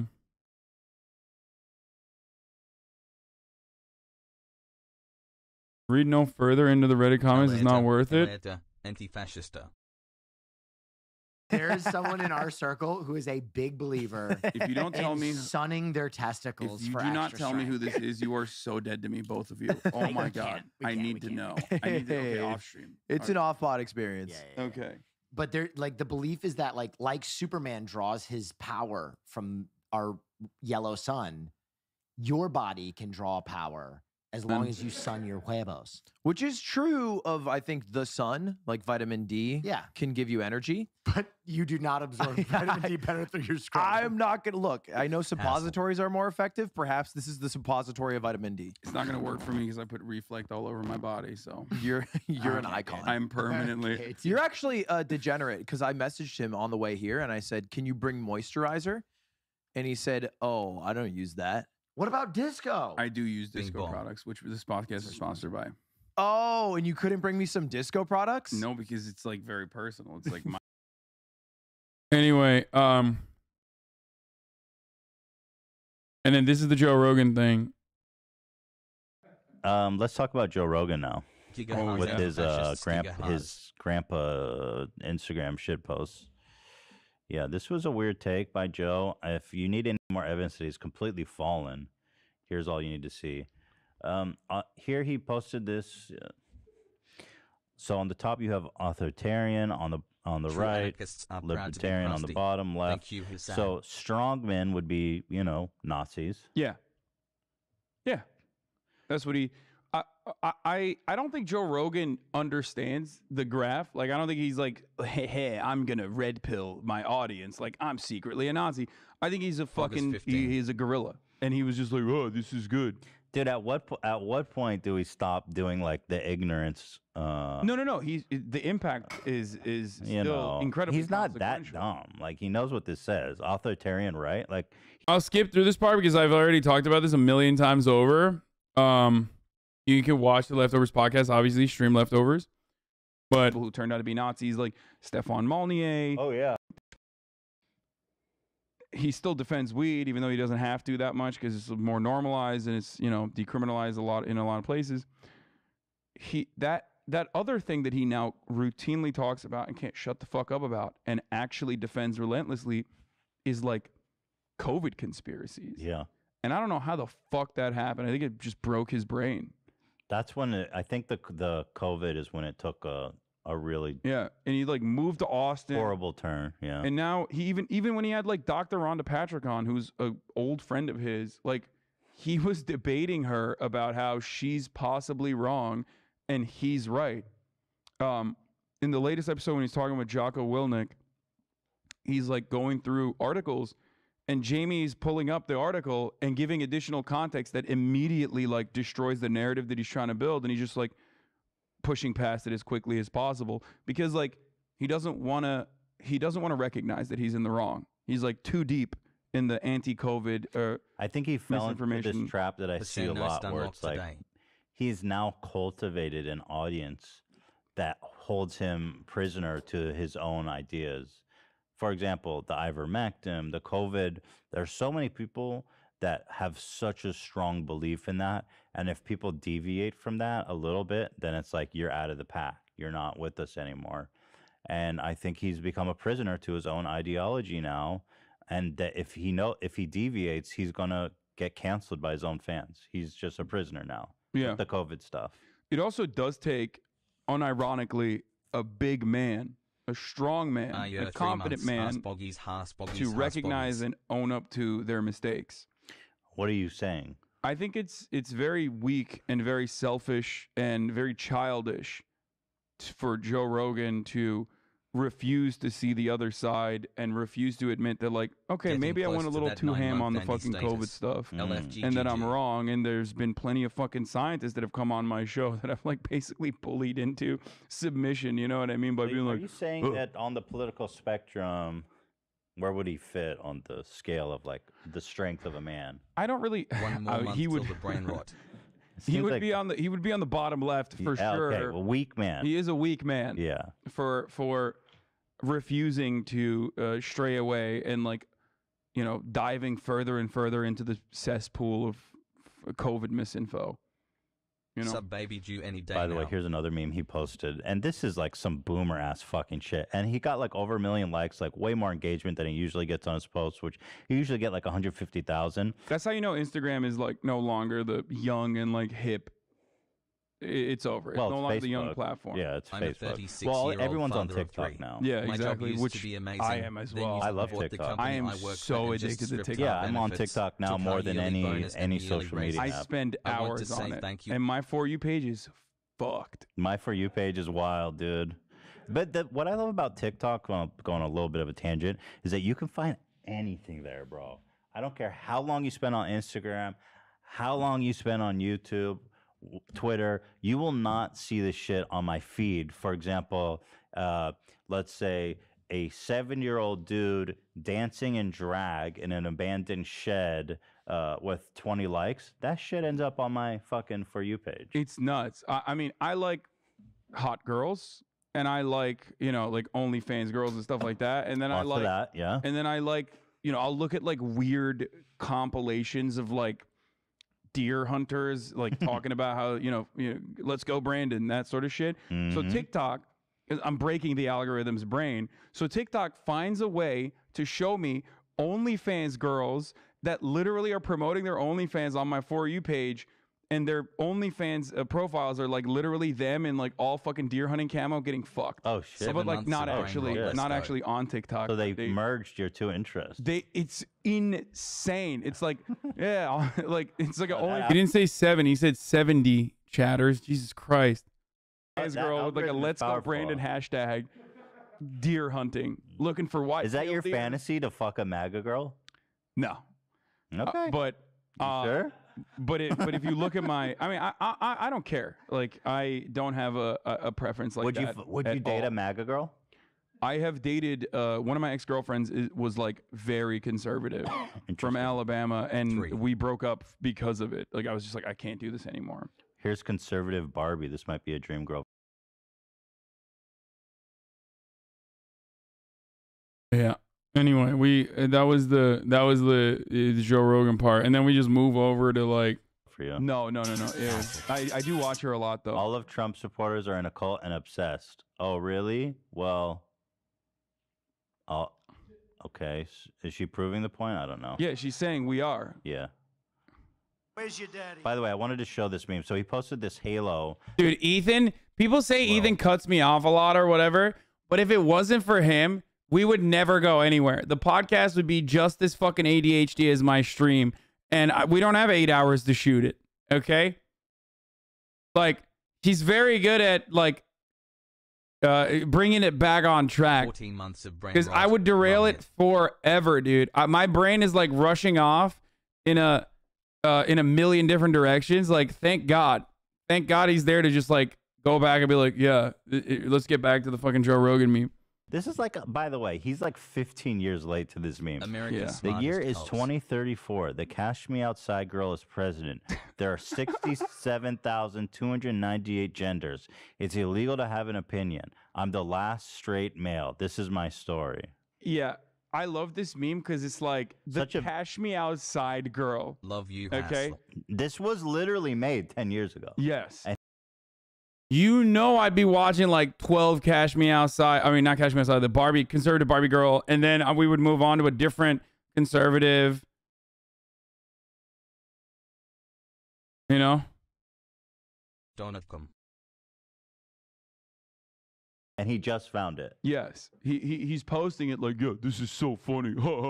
Like, dude, you're a comedian. Like, what the fuck are you doing? I forget he's a comedian sometimes. What are you doing? Yeah. This is like literally cancer, anti-comedy. This is the Trust comedy me, funniest thing cemetery. you'll This see is where today. jokes go to die. Is Joe Rogan's Instagram page. Even if I were to take like the most centrist position on this, I would say like, you know what kills comedy? Just seeking validation from a group of individuals who will just fucking clap like a bunch of, like a bunch of fucking seals at SeaWorld exclusively at whatever you pump out because it agrees with your point of view, your preconceived notion, your biases, right? And that's precisely what this is.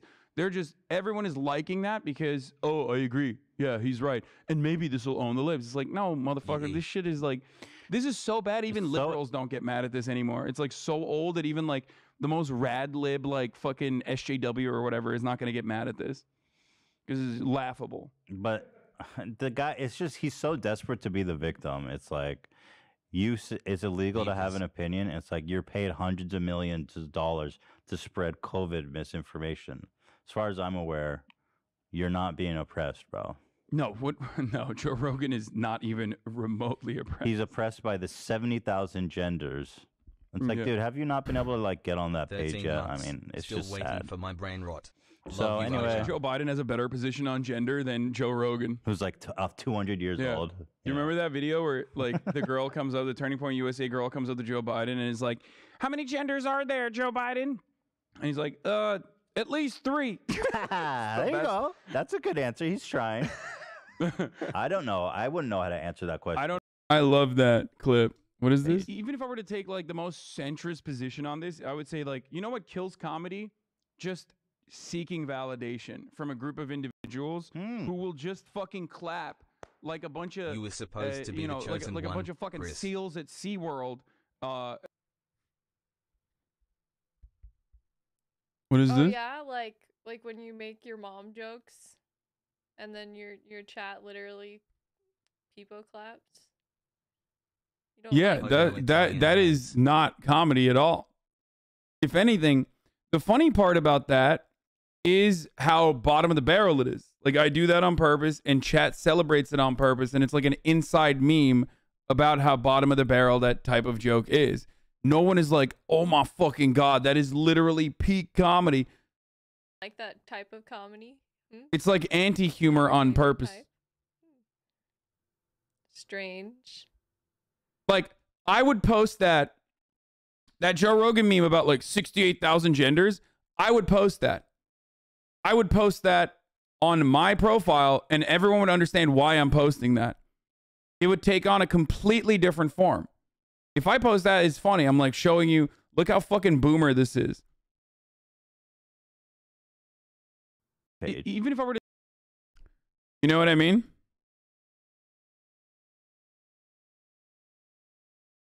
There's a lot of layers of irony. In that situation. I don't know either. No, I don't know My how many answer, genders my there are. answer is the meme. It's like, I don't know. I just got here. I think that's actually a pretty good answer. Yeah, I don't know. I just got here. All right, That's what you say. I think what Joe actually said is a pretty good answer. At least 3. Yeah, at least 3. That's great. It's This like a very slick moment from Joe. It's like, what is the actual right answer? I don't know. As many. Where are the I don't care. homosexuals Yeah, now? I don't care. I accept all genders. Here's the yes man in his comments, Joe. Dead laughing. Are you fucking seriously dead laughing? Dude, that is real. The punk. real punk. The real punk is when you wear a button-up suit with your fucking your little tie. Look at this all guy. the way up to your neckline. Look at this guy crying and clapping. The Cash Me Outside girl, fucking top tier comedy. I've never heard that one. It's so good. Oh, this is the Nelk guy. You got a Nelk boy. Nelk sighting. Full send moment. Okay, first of all, as Bradley Martin, the steroids have rotted his brain. Okay, so are you still sure you want to go on male enhancements? Because you'll end up like Bradley Martin, No bro. shot. You're gonna end up typing you yos mean on super Joe. hot and jacked. Yeah, dude. That's You keep saying you want to go on roids. I'm urging you against it. I want to go work out at the zoo. I'm just Or telling you, whatever the bro. fuck You don't is- need steroids. Don't take steroids. Not yet, but when my T levels decline, dude, I'm fucking. You can take. That's disgusting. That's natty. That's That's natty, baby. SpongeBob. No, I don't think he says he's natty. Can I ask you a question? What's up? Google Liver King, Dan. You know about the Liver Yes! King? Oh my. Dude, this is the best part. I mean, dude, this podcast was really fucking good, dude. See, now he's getting derailed, okay? We start talking about Liver King. Ethan owns me in the marketplace of ideas on Liver King. Okay?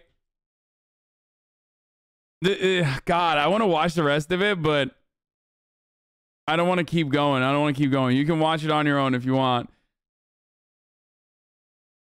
What is this? Yo, please, Joe, please. I need to come on. Please just give me a chance. I can also take gear like you. Haha. What are you doing? Smile. Wait, you think I'm like, please, Joe, please? I need to come on your podcast? Dude, do you think, considering how many of the people that I'm like very close with have been on the Joe Rogan Experience, do you think me being like an anti-mainstream media leftist who's like a prominent voice would allow me to go on his podcast if I didn't like suck up on him? Oh, he's talking about the IG commenters. Okay. He's making fun of Bradley Martin. Never mind. I thought you were talking about me. See, this is not good. I always think everyone's being contentious now. Whenever people make fun of others in the chat, I'm thinking like, are you making fun of me right now? Because that's where I'm at. That's where like I always feel like there's combative, contentious chatters. Reform, by the way.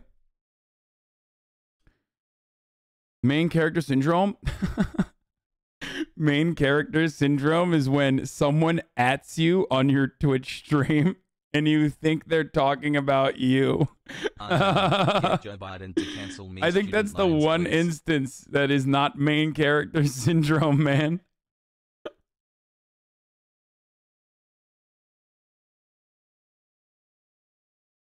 What is this? Joe is shockingly small. He's not as yell him short out. as they think that he is, though. I think he's taller than me. No, he's not, Yes, he Annie. is. Because you and I are the same height, and when I go in to hug him, he's definitely shorter than me.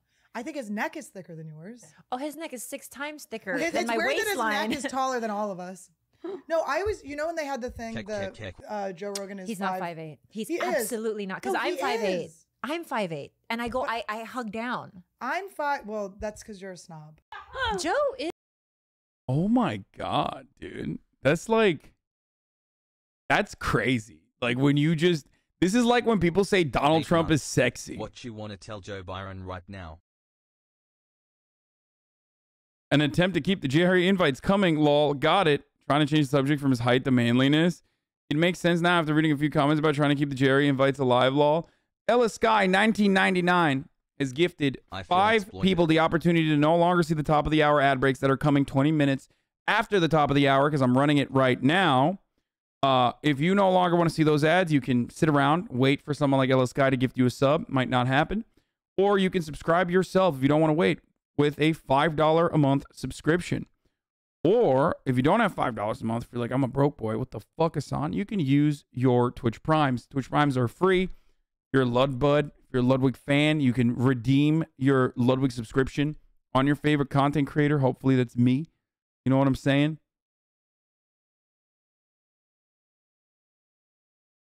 But here is the 1-minute ad break coming now. Just a 60-second one, you know? Way less than anywhere else on this fucking platform. Well, you know why that's right. There's a geneticist you may have heard whose friend of mine has done some research on neck girth. www.hasanabedistream@anmaiskefandludwig.com. This site is dope. Thank you, Joline Cujo. Oh my God, Jolene Cujo Joe. Ah, nice. Like I said, I just started watching the new JoJo. For gifting 10 people a subscription and allowing them to no longer see the ads. JoJo.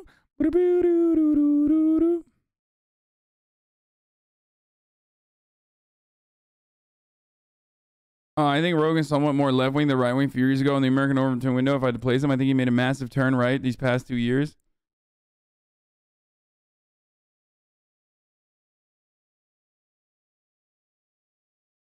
Thank you, Wonder Girl, for the 5 tier 1 gift subs as well. A giant sucking sound is the sound of Hasan taking all of Ludwig's subs. No, I don't think so, man. I don't think that worked. I think Miz probably farmed it before I ever could. He's too good. He's too fucking quick with it. Bro, I watched H3H for like 5 years, and you asking if Ryan Kavanaugh looks like Harvey Weinstein is one of the goated funniest moments in their whole channel. He does, though. Especially when the sliding scale... when I got down to there, I was like, oh, no, oh my God. It's just like, you know, when are you going to talk about bro tips? Remember brothers who think you try to wipe off the face of the earth? Fucking idiot, dude. Yeah, you got me, bro. Thank you for owning me by bringing up content that I made like 10 years ago, which I never tried to wipe off the face of the earth at all. I've been watching your channel for 5 months. Love your content and keep up the hard work. Always have fun and always keep us the chat in check. I love it. You fucking owned me, dude. Victoria IO, thank you for the 10 gift subs. Chloe Fact, Flo, thank you for the 10, 5 gift subs.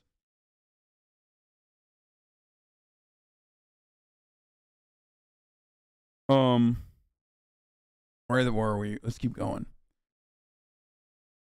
60 Minutes actually does agitprop for China and socialism. The rollback of free market policies in China. Shut the fuck up. Are you serious? There's a lot to worry. No way. Dude, not that this is a good thing. I'm not saying this is a good thing. Like Harvey Weinstein. That's what kind of looks like Harvey Weinstein. That's what I've been saying, bro. Kind of looks like Harvey Weinstein. That's what. Look at his face. I just saw. Is it smart getting yourself brought in the middle of a lawsuit? What is? I can't get fucking. I'm not gonna get sued for, you know, saying that Harvey Weinstein and Ryan Kavanaugh are obviously friends. I mean, the homie straight up defended him on Twitter. What the fuck? Ryan Kavanaugh literally said on Twitter, unprompted, Harvey Weinstein is a survivor.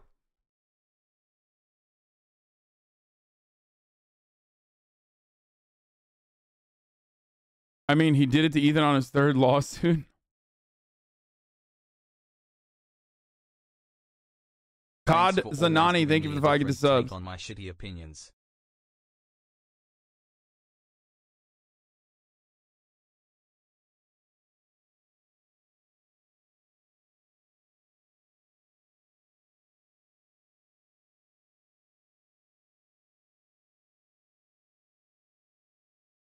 Weinstein's literally a survivor of dick gangrene. Yeah, that's true.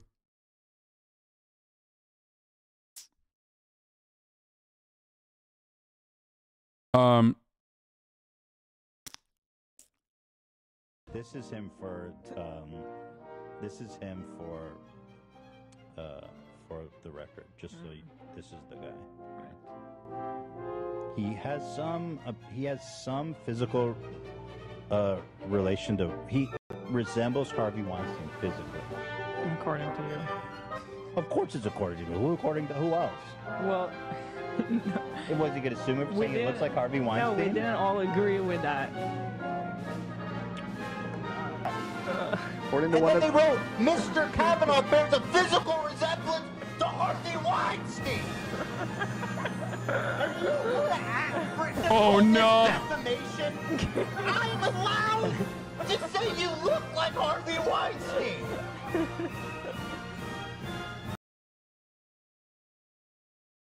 Oh no. I really need to look into the details of Ethan Klein lore before saying shit.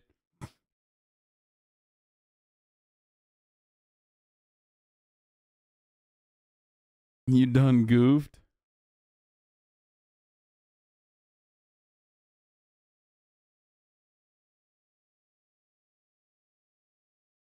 Oh God. I can't. How did you not know this was such a hot meme? Dude, I don't know. How would I know? I was looking at the subreddit, the H3H3 subreddit earlier, and people are like, "What the fuck? Hasan really doesn't know these memes? Like, what is he? He's a part of it left. You know, he's a part of the H3H3 like community. How does he not know some of this lore?" And I was like, "Bro, I literally stream like 8 hours to 10 hours a day. I don't have time to watch anything else, dude." 19.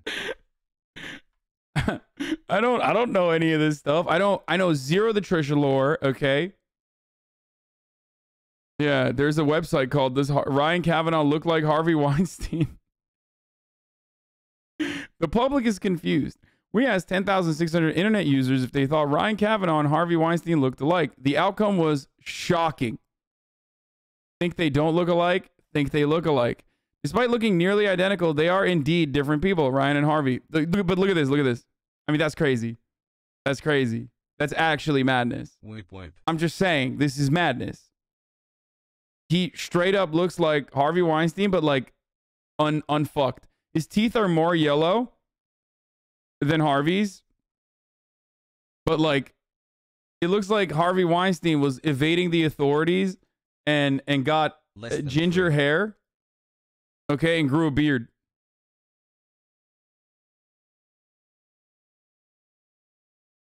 You know what I mean? The eyes are the same. It's crazy. Like, this slider really fucks me up. Less than 3, less than 3.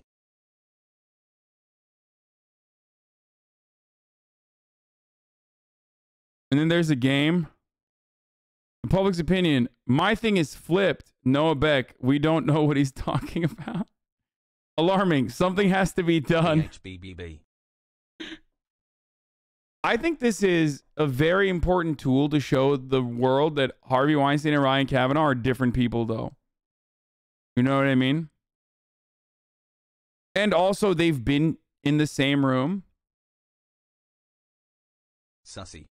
They've been in the same room with one another, which implies that, like, they can't be the same. It's like, as I said on the podcast, too, it's like Superman and Clark Kent, like, never been in the same room. Are they the same person?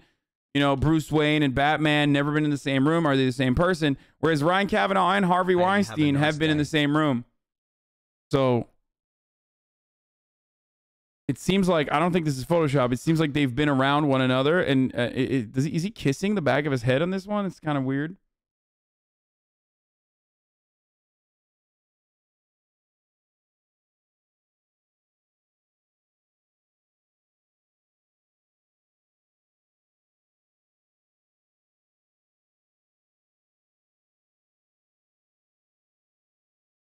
Were you there? I was not, so I don't know, but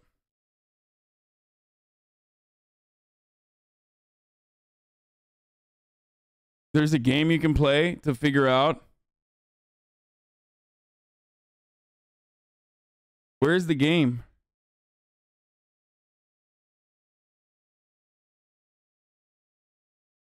Oh, here it is. Wake up, it's the 6th of the Caught month. anybody coming out of the house yet, but you know, just a matter of time. She's not lonely. How do you play? Okay. Hey, come on, chat. Who is it? Who is it? I'm asking you. Harvey Weinstein. Okay. Who is it, chat? Who is it? Let's go. Ryan Kavanaugh. Okay, you're doing it wrong. You keep fucking it up. Okay, come on. Who is it? Chat is throwing Ryan Kavanaugh. Madge, French_bread. Harvey Weinstein? Okay, we can't play this game. You guys are really bad at this, dude. You're like actually bad. You're actually bad, chat. Also, you're now being sued, so.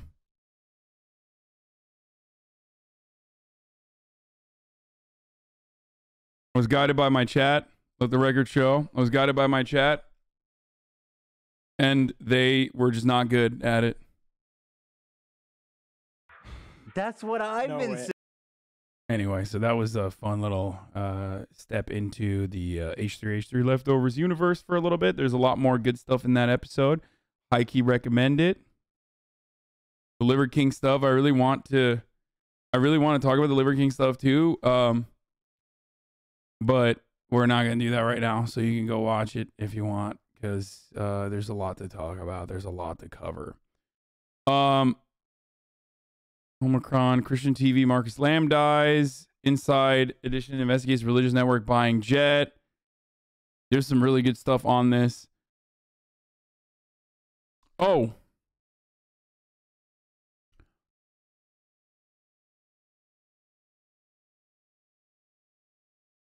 Okay. I was going to talk about Ben Shabibo. Does anybody have the Ben Shapiro video where he famously says, just go to Mexico, forehead, if you want to get an abortion?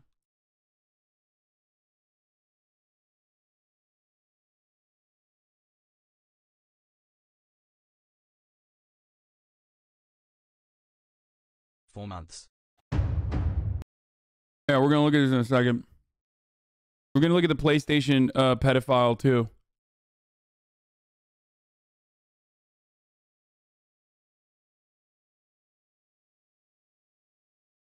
Okay, so Republicans are just absolutely bananas, okay? They're just fucking bananas. And at this point, I feel like they're just freestyling. They're just trying to come up with like new and creative ways to say like fuck women. Okay? Because it's not like they're not even trying anymore. They're just like, it honestly feels like they're just trying to come up with like different ways to say women can't control their own bodies. Women should not be able to control their own bodies. Like, and they're basically empty baby incubators. Okay. They're a vessel. So you guys know this. I admire the brain rot. Right? I admire the brain rot. So I love when conservatives decide, let's find a new and more creative way to say what we've been saying for a while, that like women are baby incubators and they should not be able to get abortions, right? Madison Cawthorn, friend of the show, the intellectual titan that he is, decided to say this in his general speech in the U.S. House. Madam Speaker, imagine you've just walked out of this chamber, and outside is a gorgeous sunset. You have a Polaroid camera, and you snap a beautiful picture, and the great photo prints out the front. You hold it and shake it, waiting for the picture to appear. But suddenly, someone walks by and snatches your photo, ripping it to shreds. You're stunned. You cry, "Why did you destroy my picture?" The person replies, "Oh, it wasn't a picture. It wasn't fully developed yet." All of us in this room realize how asinine that reasoning is. Okay. Yeah, no, that is asinine. Madison Cawthorn is already a sexless nerd, okay? But nothing proves that more than this. On top of the fact that he also very clearly does not know how biology works, like how a woman's body operates. Like, the only person that would ever make this comparison is a person who literally does not understand the concept of childbirth and pregnancy and how a child is conceived, okay? So, first of all, the difference between an unwanted pregnancy and a wanted one is the consent of the carrier. So, if you want to use a Polaroid example, the woman wants to have that photo. So, if you're talking about like a woman who wants to get an abortion, then she's ripping the fucking photo. So, why are you getting mad at her? And this is, of course, before we get to the reality. Because, like, it's not like abortions are happening when there's no like drive-by abortions. You know what I mean? People aren't like, oh, are you pregnant? Boop, punched you in the gullet. Time to get, yep, now you're aborted. Let's go. Like, that's not how this works. Like, someone doesn't just like do a drive-by abortion. Okay? And also that's like heavily illegal. You know? It's misogynist Ludwig. Yeah, it's Ludwig in Congress. It's Bizarro Ludwig. So I don't even understand how anyone could be like, I'm really fucking spitting right now. Okay, I'm fucking spitting. So the analogy doesn't work because, you know, the concept of a Polaroid is a ridiculous one to make a comparison to, because you're not like, the Polaroid is not sucking up your body's you know, fluids and nutrients to incubate. Okay, and even then, if you want to have that pregnancy, if you want to carry that pregnancy to term and someone forcibly aborts it, then that's incredibly immoral and illegal. Photo was transforming into a beautiful image. This illustration by Seth Gruber is simple, but it's what our nation has done to the most precious image of all, the image of God.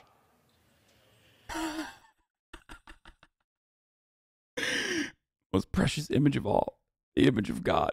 Like a tear drops down. Dude, that's so cheese, dude. God, he's so cheesy. But it's what our nation has done to the most precious image of all, the image of God. Madam Speaker, a silent genocide has slipped beneath the conscience of America. Precious works of our Creator, formed and set apart, meet death before they breathe life. Eternal souls woven into earthen vessels, sanctified by Almighty God and endowed with the miracle of life, are denied their birth by a nation that was born. I just don't believe he's religious. Like, that's the other part of this. Where, like, I don't think, I mean, he's too much of a fucking zoomer to be, like, actually religious. You know what I mean? Like, I don't think he is. I just can't see him being, like, a religious person. Freedom. My man said the silent genocide of babies, dude. Madam Speaker, every time I jerk off into a napkin, instead of jerking off into a vagina, because no one will have sex with me, they keep running away and I can't catch them. That is a silent genocide happening, Madam Speaker. Why can I not get coochie, Madam Speaker?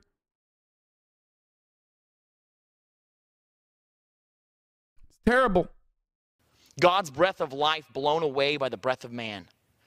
This cruel and fallen world may seem too filthy for their very presence, but these precious temples are crafted in the image of God himself. One day, perhaps when science darkens the soul of the left, our nation will repent. But until then, the carnage of this unconscionable deed will stain the fabric of our nation. I hope that the Supreme Court overturns Roe v. Wade. I hope that we stop the genocide of abortion in this country. With that, I yield back. Brave. Freaking brave, dude.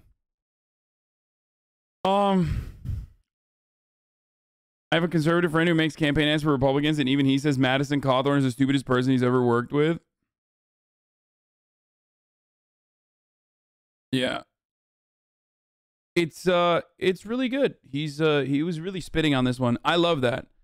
I love when conservatives are like, let's try something different today. Okay?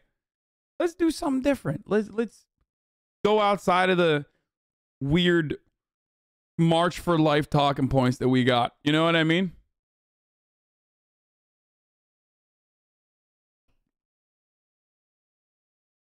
You ableist fuck? Oh, straight up. I guess I am being ableist when I make fun of someone, not because of their disability, but well, I am technically making fun of his brain, his bad brain.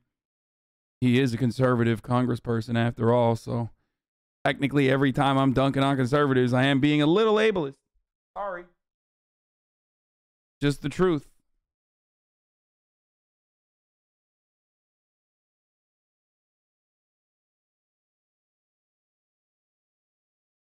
Anyway, I love that one. But of course, that's Madison Cawthorn. That's not the intellectual giant of the right. The intellectual giant of the right is Ben Shabibo.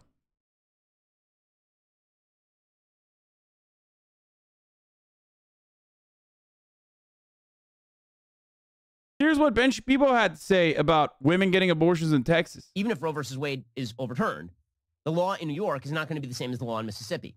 And everybody who studies law understands this because that was the case before Roe versus Wade. California had some pretty liberal abortion laws. New York had some pretty liberal abortion laws. And what was the reason, I wonder, that Roe versus Wade happened, though? Like, why? Why did it had to happen then? You know, liberal activist judges in the Supreme Court. Right? Is that why? Is that why it happened? Okay, good. So we both agree, okay, that the Supreme Court is just bullshit. Texas had some pretty strict abortion laws before Roe versus Wade went into place. Nonetheless, the fact that the Supreme Court is now considering the possibility of disestablishing a constitutional right to abortion, which again, does not exist. It was made up out of whole cloth in an entire line of cases. Every law, by the way. Like, I love when conservatives, in an effort to dismantle a particular subject, will just straight up argue against the entire concept, okay? Oh, it was made out of whole cloth. Oh, you mean the Constitution, dude? That's kind of how laws work? Like, the constitutional interpretation is also, like, the legal interpretation, the originalist interpretation versus, like, Constitution being like a living organism aren't necessarily all that far apart. It's just a different way to say, I'm biased towards this side of the political spectrum versus that, okay? So, yeah, it is all made up whole cloth. Technically, those are all laws. There is no like law of nature there, okay? That's just not a thing. This is stretching all the way back to Griswold through Eisenstadt v. Baird, all the way up through Planned Parenthood versus Casey. That supposed constitutional right to abortion was made up directly out of the colons of Supreme Court justices who had political leanings in favor of a pro-choice position. Even if it were overruled, okay, and now it's being overruled potentially by those who have an anti-choice position, right?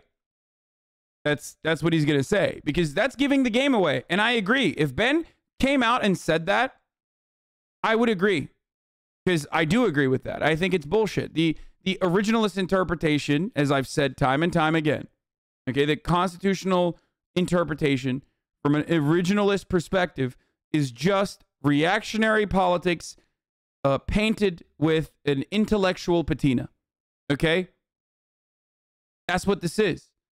Whenever people say like, "Oh, I'm an originalist," like, no, you're that's not a real position that you consistently hold. You are just simply a Republican or a conservative, and you're trying to make it work by saying like, "Oh, actually, there is a real way that I'm looking at it, an intellectual way that I'm looking at the situation." Bullshit. Not real. If ladies want to get abortions, all they have to do is not be in Texas. Great. But that's not so simple.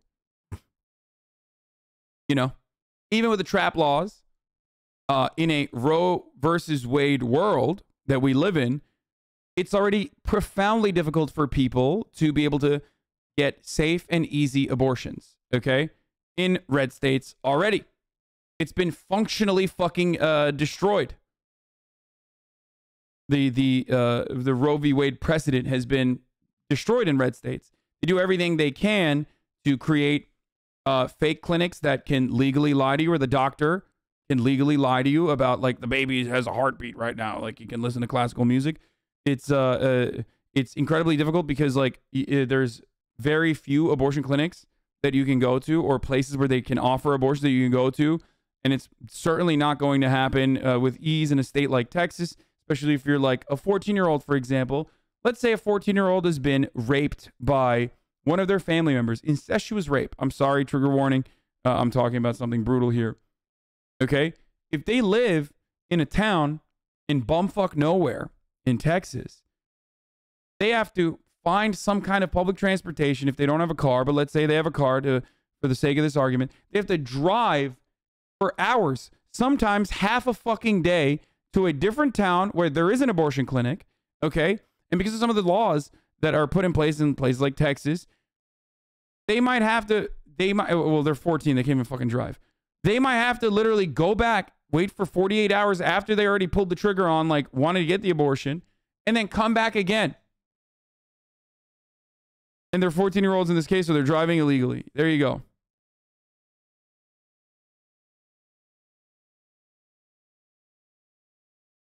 You need to be better about rape trigger warnings, man. No hate, just being serious. There you go. Okay. 8-month subscriber. Saved you before you get to 9 months.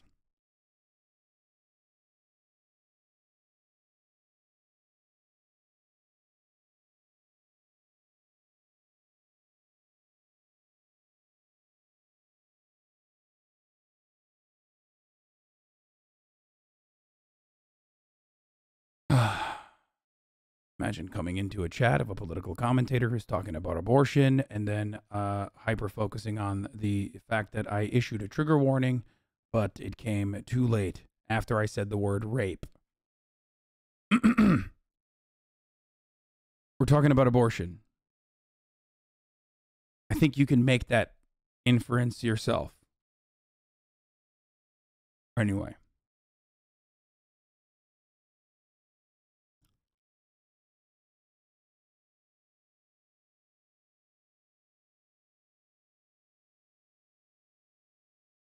The state in question is Mississippi, that only has one clinic that offers abortions.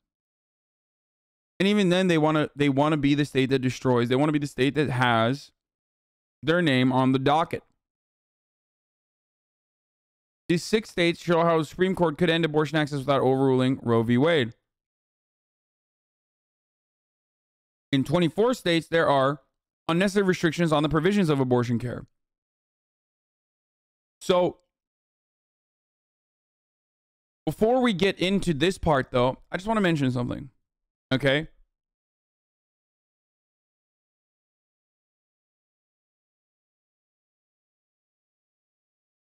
Agreed with chat. Ban was not justified. Chat literally disagreed with that person. Shut up. Shut up. I banned them because they were derailing the stream. They were derailing it, and you're continuing that derailment. You're not doing this because you're saving other people. You're doing this because you're selfish. Okay?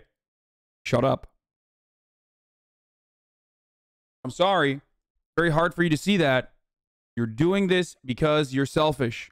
You're not doing this because you want to protect others. You might think you're doing this because you want to protect others, but you're actually doing it because you're selfish, and you want the content to center around you, and not what the fuck I'm trying to talk about. Okay? Trigger warnings do come before the trigger. That's true. Yes, I know. And the reason why I issued it afterwards is because I'm going to continue talking about it.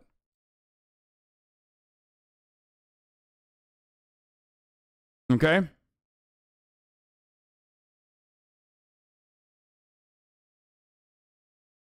I thought this wasn't a safe space. It's not. It straight up is not a safe space. Anyway.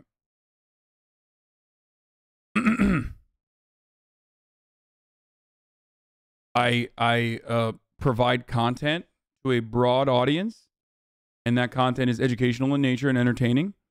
There is going to be issues that we discuss throughout the entire day that are going to be problematic. There are going to be problematic takes. There's going to be people that are there's going to be people that are racist, both in the chat and also on screen. I might even say something that you might consider to be outside of your comfort zone. This is not a safe space. It's just not. There are safe spaces on the internet. I agree with their existence. You can go there. Assuming that this is a safe space is incorrect. Okay? Sorry. It's not.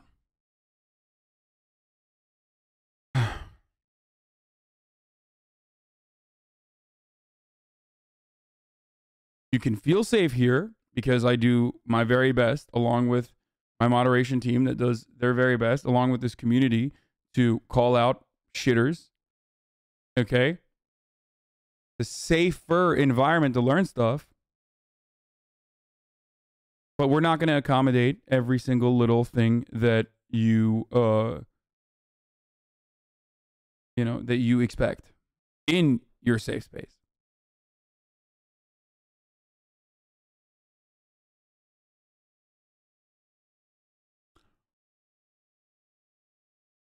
Yeah. Applying critical theory inherently involves thoughts and discourse on unsafe conditions and rhetoric. Yeah, absolutely. And they still successfully derailed the stream, by the way. So you got your wish, you dumb bitch. Okay. Now, the other side of this argument is that time and time again, countless amounts of studies have concluded that making abortions illegal or restricting access to abortions does not actually stop abortions from happening. If you want to stop abortions from happening, the best possible thing you can do is offer reproductive health care services to people at an early age and educate them on sex ed and improve their material conditions. Okay? Those are the effective ways of reducing the number of abortions because you're reducing the number of unwanted pregnancies. And I don't mean abstinence-only sex education. I mean real sex education. Okay? Restricting access to abortions actually does not decrease the number of abortions overall. It just creates back alley abortions. Because at the end of the day, the carrier, the woman, okay, can shut off the fetus. Because the fetus is reliant on the carrier. The difference between a baby and a parasite is consent from the mother. That's it. So if something is growing inside of you and you do not want to carry that pregnancy to term for a multitude of different reasons, you should be able to get an abortion safely, free of scrutiny, and for free.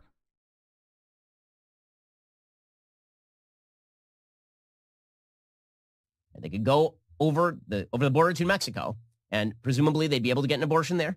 They could go over to California, get an abortion there. Listen, I would prefer a nationwide regime wherein no one can get an abortion except in cases where the mother's life is in danger. But that's not the way the federalist system works. And why? Why except for when the mother's life is in danger? Let's think about that for a second. Except for cases where the mother's life is in danger implies that there are instances where the autonomy of the carrier overrides the potential life. Okay. Why can't you expand on that? Why can't you expand on that? You are greatly, you are basically fucking putting people into a situation where they are forcibly carrying a pregnancy to term. If it's still a life, if the mother is still alive, you can't recognize that only in instances where that life might be in jeopardy. I think that the autonomy of the living, breathing human being that is the mother, the carrier, is more important in all of the instances and overrules and overrides the potential life that may exist. Okay? That's just the way I see it. Because if you were honest and you're like, well, the baby needs to fucking come out one way or the other, then you have to force a woman to carry pregnancy to term even if their life is in jeopardy. Because the fetus is more important. Fetus's life is more important. The potential to life of the fetus is more important and more sacred than the life of the mother. Because that is what pro-abortion, or not pro-abortion, sorry. That is what anti-choice, pro-forced pregnancy carriers believe. They're always, in every single circumstance, putting the interest of the fetus and the potential viability of that fetus outside the womb over the interest of the carrier, over the interest of the mother. And because of that, that means that there will be state differences in how abortion law is applied. But the left is losing it. This is always your take on this growing up in Turkey, or did you come to this conclusion later? An incredibly Americentric opinion there. There are plenty of countries where you can get safe and free abortions. In Turkey, there's a public healthcare system. That means there are public hospitals that the government pays for with your taxes. You can get abortions in those public hospitals. That's right. Some places might not do the procedure. And I know Turkish chatters will say, oh, that's not true. Like, some places will not do the procedure or whatever. In Turkey, you can get an abortion at a public hospital for free. In plenty of places, you can get an abortion in state-sponsored hospitals. Okay? So no, I did not have a different opinion on abortion ever.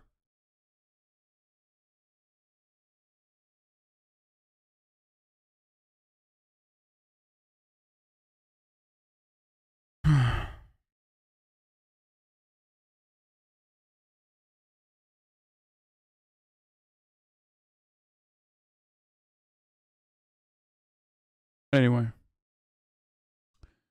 Like I don't consider the living children in their argument. Like, if I got pregnant now, I would probably want to have an abortion because having a kid would make my living child's life worse. Or the living your life worse, too. That's another problem. If you want to watch more from this losing it. They're losing it. And the reason they're losing it is because once you remove the constitutional right to abortion, once you say that there is no constitutional right to abortion, this brings back into play the rules of nature. And this is something that the left has been fighting very hard, as I pointed out yesterday. For the left, equality of outcome is the only metric of success in a society. It's just like, Ben does this thing that's fucking incredible, where he just straight up makes stuff up about the left. And a lot of the people in his echo chamber, I know that these are like terms that people love using against me. A lot of people in his echo chamber absolutely never feel the need to go hear about the left at all because they can just get what the left is saying from Ben Shapiro. But that's not what the left is saying at all. First of all, the left has never been united, even if there is a left in America. Equality of outcome, rules of nature, the left. These are all just completely made up, vague generalities that Ben uses to attack a straw man. Okay? And we're not going to watch this entire video because it goes into so many different things. I am just talking exclusively about this part with the Supreme Court and his takes. Okay? And there are certain natural barriers to equality of outcome in every arena of life. And some people are told this has nothing to do with abortions either. The nature of law is all the law of nature is also fucking insane, like an insane take. Yeah, dude. Bears eat their children when they're hungry. You know, that's the fucking law. The natural law, baby. Some people are shorter. Some people are dumber. Some people are smarter. One of the great obstacles to equality of outcome in life are physical differences between men and women. People don't want equality of outcome. They want equality of opportunity. And the unfortunate reality is that equality of opportunity has never been established in this country. And people like Ben Shapiro and all of these other people on the right regularly and routinely lie about how there is equality of opportunity here on this planet, but especially in America, okay, which is completely false. There's no equality of opportunity if you're born in an African country, if you're born in India. There's no equality, especially to a lower caste or, you know, poorer family or whatever. There's no equality of opportunity there. And there's certainly no equality of opportunity in America. There's no equality of opportunity to a kid born into a family in O Block where one of their parents, also as a consequence of systemic racism, is in jail. You know what I mean? Versus a guy who was born into a wealthier suburban upper middle class family in fucking Naperville. Okay? It's not a thing. There's no equality of opportunity there. So you can fucking cry about like how left wants equality of outcome, whatever the fuck. But that's not a real thing. Okay? It's not a real thing. It's never been a real thing. And it's just a bullshit straw man that they fucking cry about. Men and women do not operate the same way. Their bodies do not operate the same way. And women very often make choices that are dependent on their ability to bear and rear children. And they like those choices for the most part. This has been the greatest superpower of women since time immemorial, is that women are capable of bearing children and then feeding the children with their own body and bringing those children up. And by the way, when women are given the opportunity to take time off from the workforce to spend time with children, they are far more likely to do so than fathers are. And so the attempt. Yeah, I wonder why, bro. There's no fucking federal mandate for maternal leave. It's preposterous to make this argument. Given the opportunity. Oh yeah, women. Yeah, we don't even have maternal leave, let alone paternal leave. It's just ridiculous that he's just saying this. I gotta pee. Crack down on motherhood, which has been an aspect of the far left, has now taken over the entire left. So this is so ridiculous, dude. People don't want to crack down on motherhood. If there's anyone that wants to crack down on motherhood, it's Republican psychopaths, okay? Family leave is a huge part of what the left argues for in terms of social safety nets that provide a comfortable buffer for those who want to have children. Ben Shabibo, who literally argues every step of the way against labor rights, turns around and says, oh, the left doesn't want you to have children. It's like, it's so stupid, dude. Like, anyone who wants to have a child should be able to have a child. Okay? Anyone who wants to have an ad-free broadcasting experience at the top of the hour as well, when there's a 60-second ad break, should be able to have it. And there are many different ways that you can have that ad-free broadcasting experience. One of the ways is by getting a gifted sub if you're lucky. But if you're not lucky, another way is by subscribing for $5 a month. Okay? And another way, if you don't have $5 a month to subscribe with, is with a Twitch Prime. Thank you, Atlas1152, for gifting 5 subs. 5 people will no longer see those ads. But if you have a Twitch Prime, you can use it here for free, and that way you will no longer see the ads at the top of the hour. Thank you, Buffy Geek, for also allowing 5 people to no longer see the ads. Here's the 1-minute ad break now.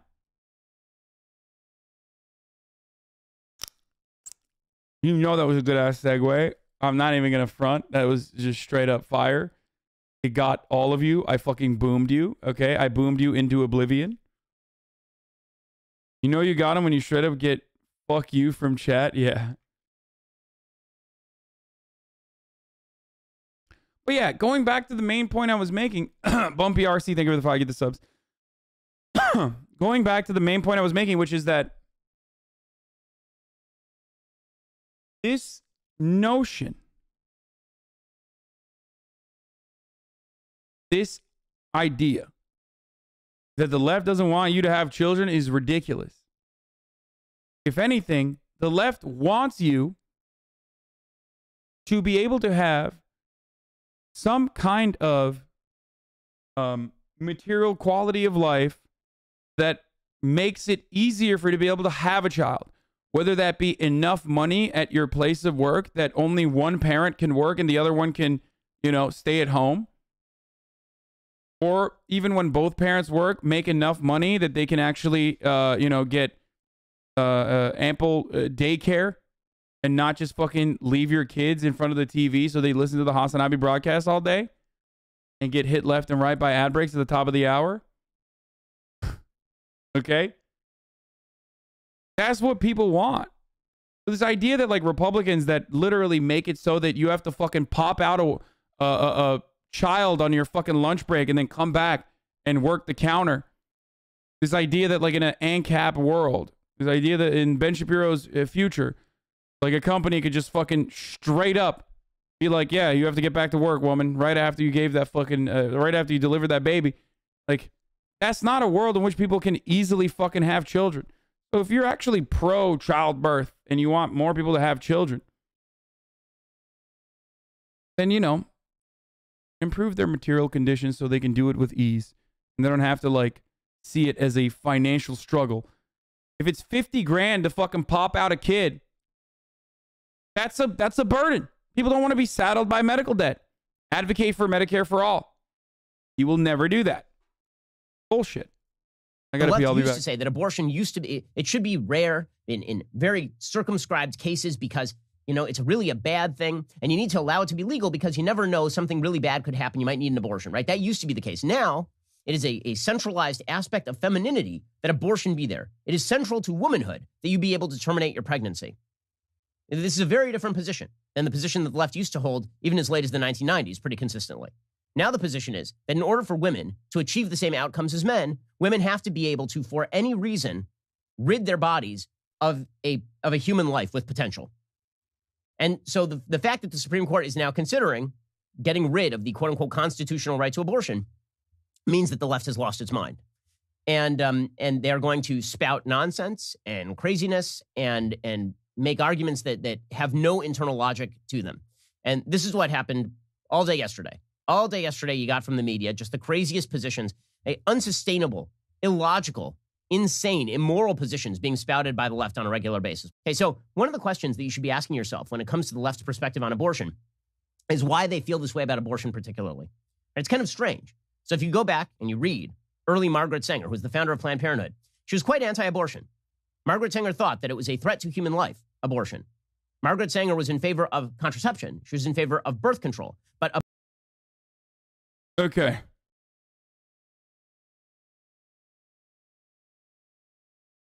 None of this is related to the conversation that women should be able to get abortions. And the idea that like abortion should be rare and safe is not actually the wrong thing to fucking say. Yeah, it's still an experience that can be traumatizing, okay? What's it to you?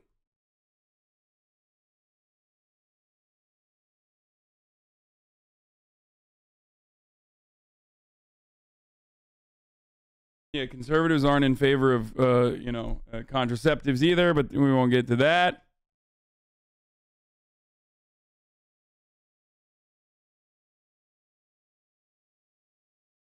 All right, Hasan, so I was wondering, what if it was actually easy to have children? Would abortion still be allowed? Yeah, of course. Of course, dude. Because unwanted pregnancies are still going to occur, even if fucking child rearing is a thing. The whole point of the abortion argument is that, unfortunately, because we still live in a patriarchal society, we rarely ever center this around the experience of the woman. We only see the women as baby incubators, okay? We only see the women as a vessel, an empty vessel. The whole fucking point of the abortion conversation is that it needs to center around women having bodily autonomy over their own fucking bodies. It's literally a medical procedure that we are deciding artificially someone can't have. And that is insane.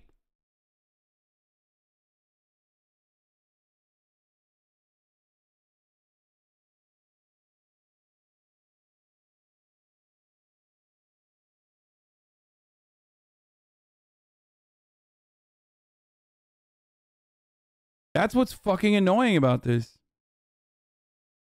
And it pisses me off, dude. It's just so stupid.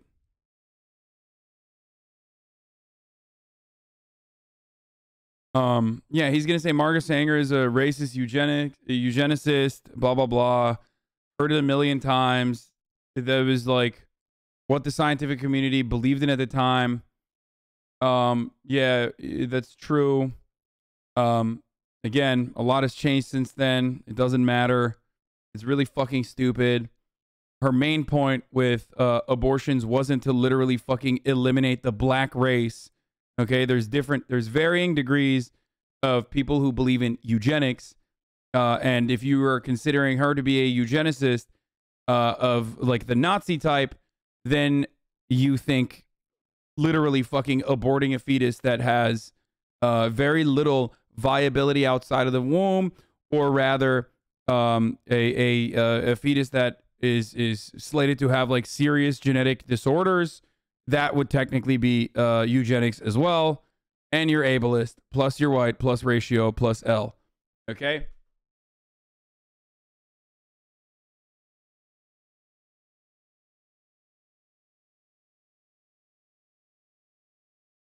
She literally says she wanted to erase the black population. That's not what she said at all. She literally did not say that. You just made that up. Okay? You just straight up fucking made that up. Okay? I guess it's okay. You're just, lying on the internet. It's a thing you can do.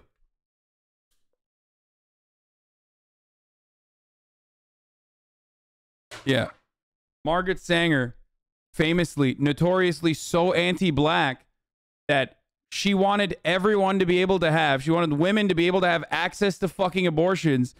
And she wanted that to happen both in white neighborhoods and also thought that black neighborhoods should be able to do that as well, and collaborated with fucking literal black pastors and black community leaders in an effort to also offer black people at a time when they were seen as lesser than fucking human that they could get this safe medical procedure as well.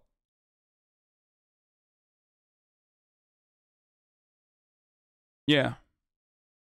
That's what you do. You want a white and black population to be able to get this medical procedure when you just absolutely fucking hate black people. That's what you do.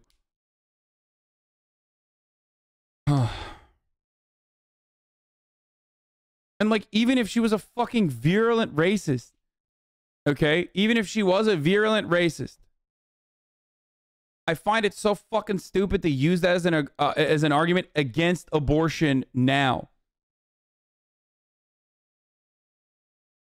Okay, the Republican Party freed the slaves, technically, okay?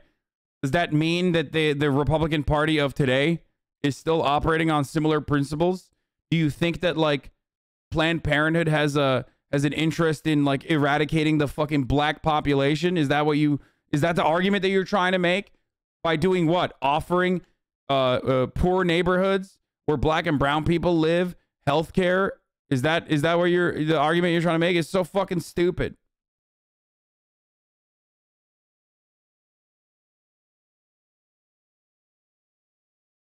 Yeah.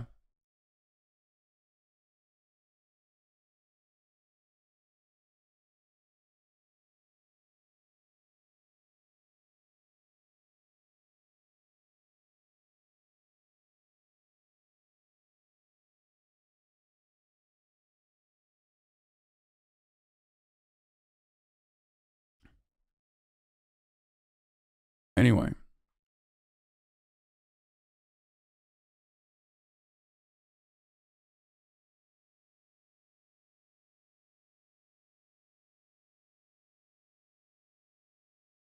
Conservatives bringing up Sanger is dumb, but she was a racist. Hasan, please. Margaret Sanger was like everyone else at the fucking time, okay? A complicated person throughout history. I have no interest in fucking defending her one way or the other, but I do get very frustrated whenever people are like, she was a eugenicist, she was a eugenicist, she was a eugenicist. Yeah, everyone was a fucking eugenicist in the American scientific community. There were very few voices that were against it, okay? And eugenics, and I hate going into this fucking dumbass rabbit hole, and eugenics is not the same as, like, saying people who are fucking disabled and black people should be eradicated and murdered, okay? Not everyone was a racist back then is not the argument I'm making, dumbass. Eugenics is a larger fucking conversation than just killing black people and brown people and fucking killing disabled people. Shut the fuck up.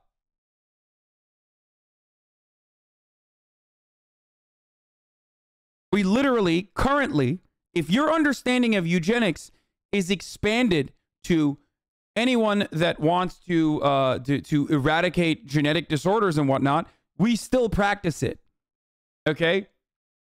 If you have a child that is going to have a serious disorder and you get an abortion when you find out, that's eugenics. In that very same dynamic that you yourself are presenting, that would be eugenics.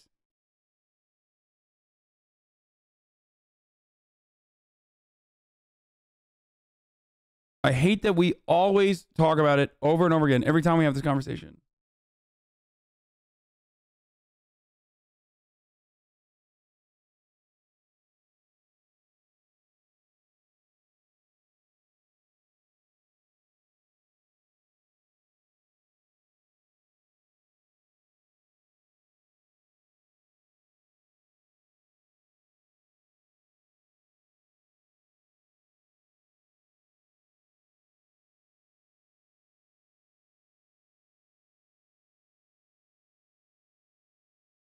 Are you against pregnancy disorder tests? What do you mean? No.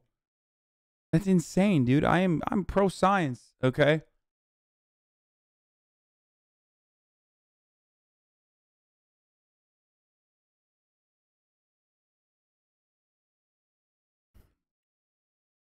Anyway.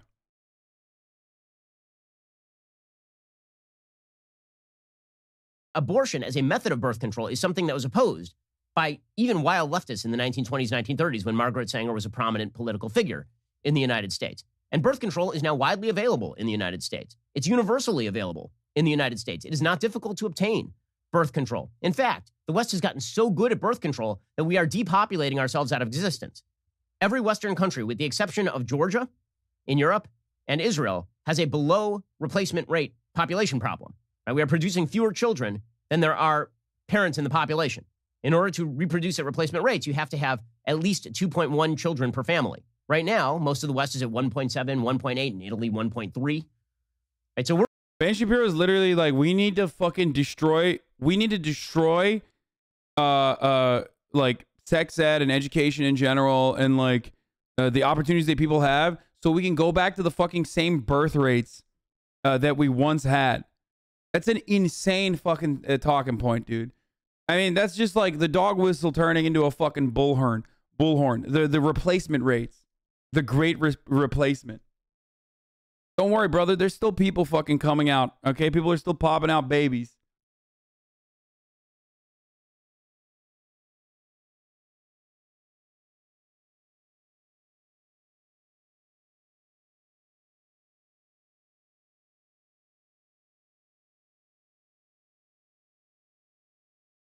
Anyway, but yeah, the Margaret Sanger conversation is really fucking annoying, okay? Because yes, as a eugenicist, or as someone who believes in eugenics, which is inherently racist and ableist, okay? That literally revolved around making people sterile, okay? Infertile, if they had traits that were considered to be not good. And at the time, being black or being disabled was considered that way. Okay? That part of eugenics is racist inherently and ableist inherently. Okay? But this idea that like that Margaret Sanger's work in reproductive health was about that is silly, because she wouldn't have wanted to set up abortion. She wouldn't have set up abortion clinics, or at least like offer abortion to women that were not black. If that was the case, she would only suspiciously do it in black neighborhoods, right? So having a black and white fucking take on this is so idiotic. It really pisses me off.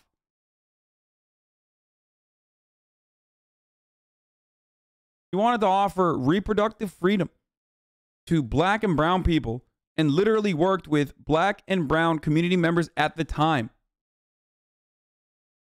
It's so fucking annoying that people constantly do that. Like, Twitter, do your thing. It's Margaret Sanger. Twitter, do your thing. On like people throughout history. It's so stupid. It's like when dumbass fucking Zoomer black teenagers find out about like MLK and literally turn around and act like Martin Luther King fucking left his wife to like marry a white woman or some shit. Or Frederick Douglass, same shit. Like, yeah, dude, cancel Frederick Douglass, guys. You're fucking killing it. It's like pisses me off so much. It's like, literally, like, what are you doing? What the fuck are you doing? What are you saying?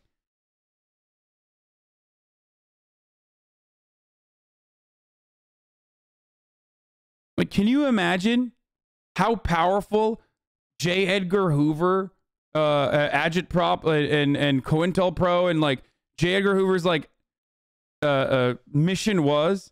That like even people now, like actual fucking Zoomers, just say dumbass bullshit like, oh wow, I found out that MLK actually was like abusive to his wife. It's like, dude, you literally, that is FBI propaganda, okay? That is made up blackmail from the FBI that wanted to tarnish MLK's reputation, and you're fucking jumping on it as a fucking dumbass Zoomer, because that's how easy it is to manipulate you, you fucking idiot. Confused Table Cat, thank you for the 5 gifted subs.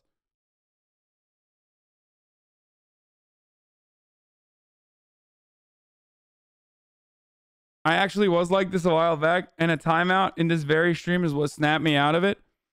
That stuff pisses me off so much, dude.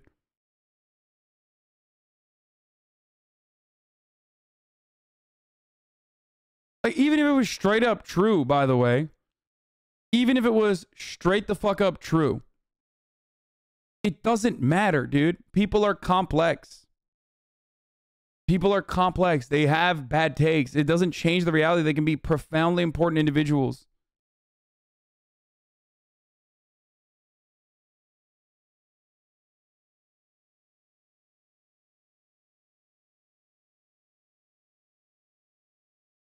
My man's for real been on TikTok because that's been everywhere on it. Yeah.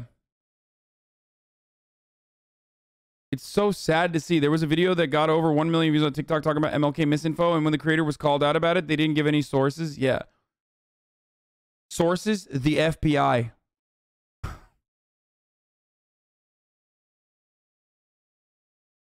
Where is that TikTok? Let's look at that TikTok. All right, let's move away from this.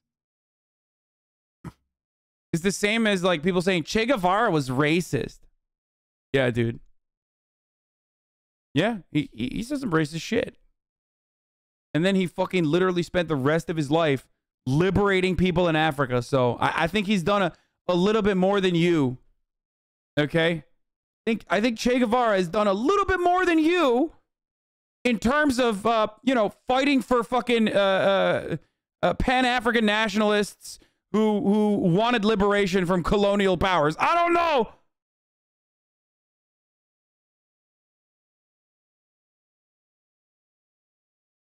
Yes, the guy from Baki. Wait, what the fuck is this? I'm not done with this fucking video. These comments, like, you bitches are so quick to sit here and say, oh, like, things are, at least it's not like the 50s or 100 years ago, bitch. What are you talking about? It's like saying, dude, did you know MLK was not pro-sex work? Let's go back to what it was before him.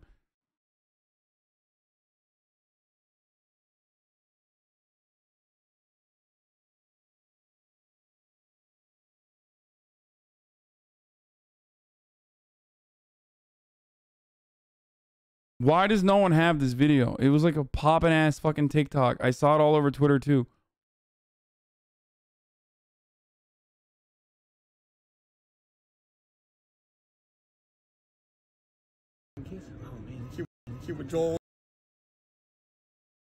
Bro, come on, bro. Bro. Stop. I just like, I hate when people do this. I hate when people literally are just like, no, it's time for me to send my own personal TikTok that I want you to watch. So fucking annoying. Oh, this is the one. Thank you. No. Just no. What often happens with misinformation is that it starts off with factual information that then becomes twisted to fit a certain narrative. So let's start out with what is true.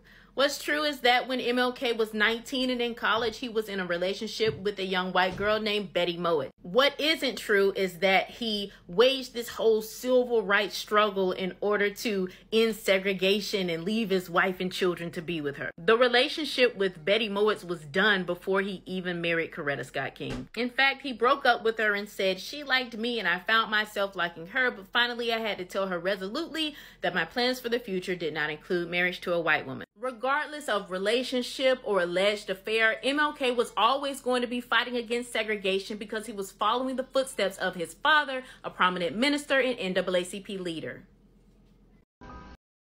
Literally, this is not even a joke. Like, that was J. Edgar Hoover's doing. They blackmailed MLK saying that they had sex tapes of him. And when that didn't work, they straight up fucking said, like, they just released it regardless and said, like, MLK was abusive to his wife and blah, blah, blah, all this shit. It's insane, dude. It just makes me so mad when Zoomers like learn a new piece of information. Okay? And even if he had fucking affairs, dude, even if he had affairs, who cares, dude? Who cares? Who cares? I'm sorry. Like, you're fucking ridiculous. That's what you're focusing on? Like, if you're a white feminist and that's what you're focusing on, I get it. Like, you're probably a little racist.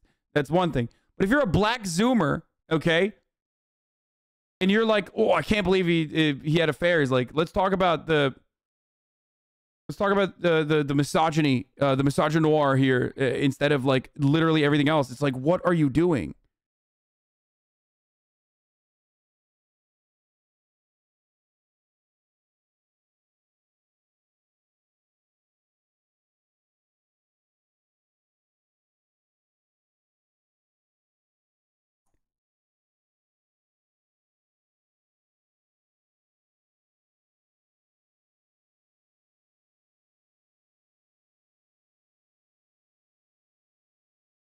Yeah, I guess segregation was poggers, dude. Time to do your thing. Time to do your thing, sweaty. What about the rape accusations? Yeah, dude. Black men famously were never actually seen. Black men specifically, okay, were never actually seen as like violent rapists and routinely these fake, false rape accusations were weaponized against black men. That's never happened before. So, I mean, especially in the fucking civil rights era. I mean, that would be crazy to think about. Did you guys not learn anything in school? What the fuck are you talking about, dude? Yeah, there's never any false rape accusations against black men, dude. That's, oh yeah.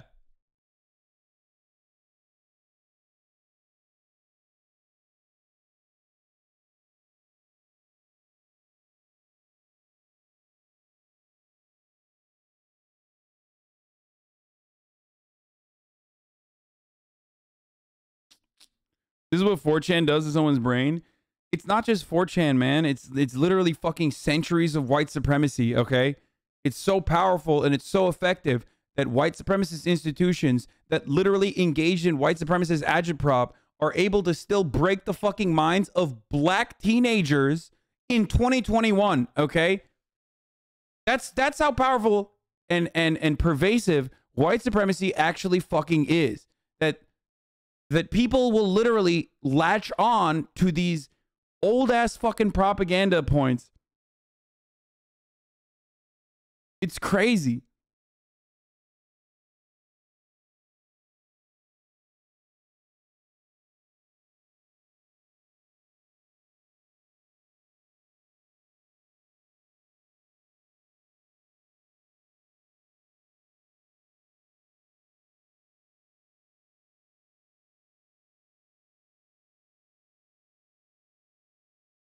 Does Susu know something we don't know? Communists all show their buttholes.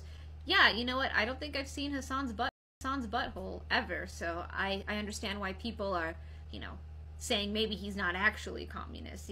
Share the wealth, share your butthole. If you're a communist, where's it at? I'm looking. I'm waiting. Communists.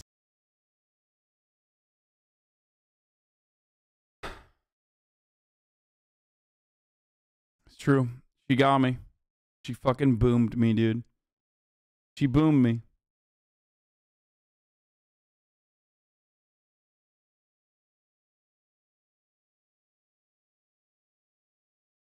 The eye-opening kills me every time. Yeah.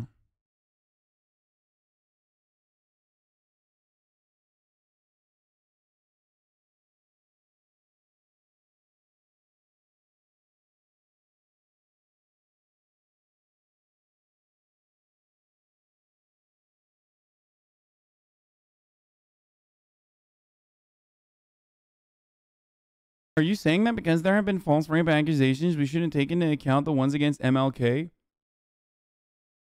If you can't center that around the experiences of false rape accusations being weaponized against black men and how that fucking literally played a role in numerous other riots and instances where like black men and women were straight up murdered by white supremacists as a consequence of false rape accusations launched towards black men that play only a significant role because of the pre-existing and horrific stereotypes that like black men were angry and violent and uncontrollable.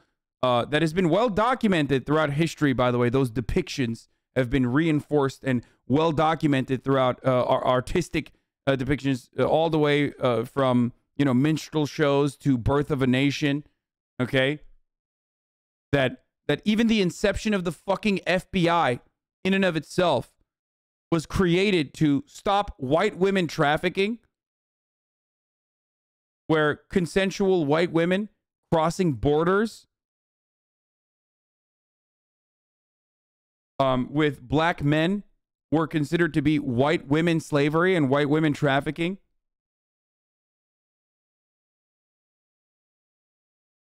That is a little different than saying false rape accusations exist, so we should discount those.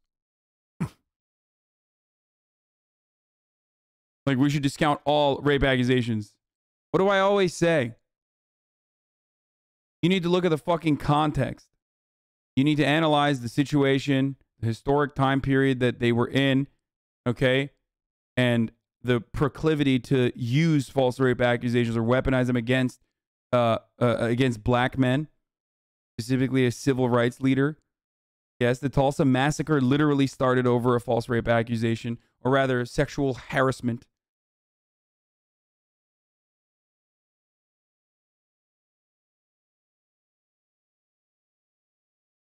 I say that in contemporary rape accusations as well.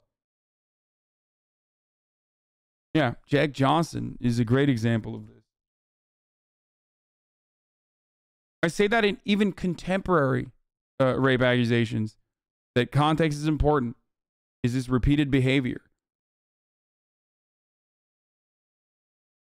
Believe women does not mean women are always telling the truth or are, like Abraham Lincoln, physically incapable of telling a lie. Believe women just means do not reflexively disbelieve women, okay? Because the current attitude or the pre-existing attitude in a patriarchal society, in a patriarchal development, is that when women come out with accusations, they're probably lying, okay? So when people say believe women, they don't mean like always believe women, believe all women all the time, nonstop. Women are incapable of lying. No, there's definitely some fucking liars out there, all right? Believe women simply means do not reflexively disbelieve women, okay?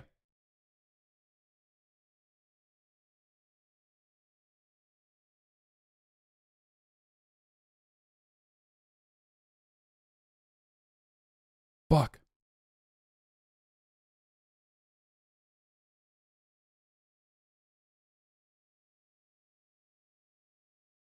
Is Susu anti-communist now? Yeah, I'm afraid I'm gonna have to show her my butthole for her to be pro-communist. You're in the tic-tac mood? What is this? Okay, here. I'll watch this because you fucking wanted me to watch this real bad. Keep with Joe Osteen. Hey man, you know you're a piece of shit, right? You know, right? Right? Come on, yeah, you know. You know, right? Yeah. Yeah, you know. Take care, folks. He knows.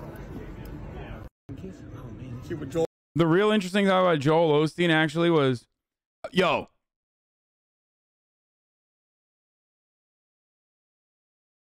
the toilet story. Did you guys hear about that?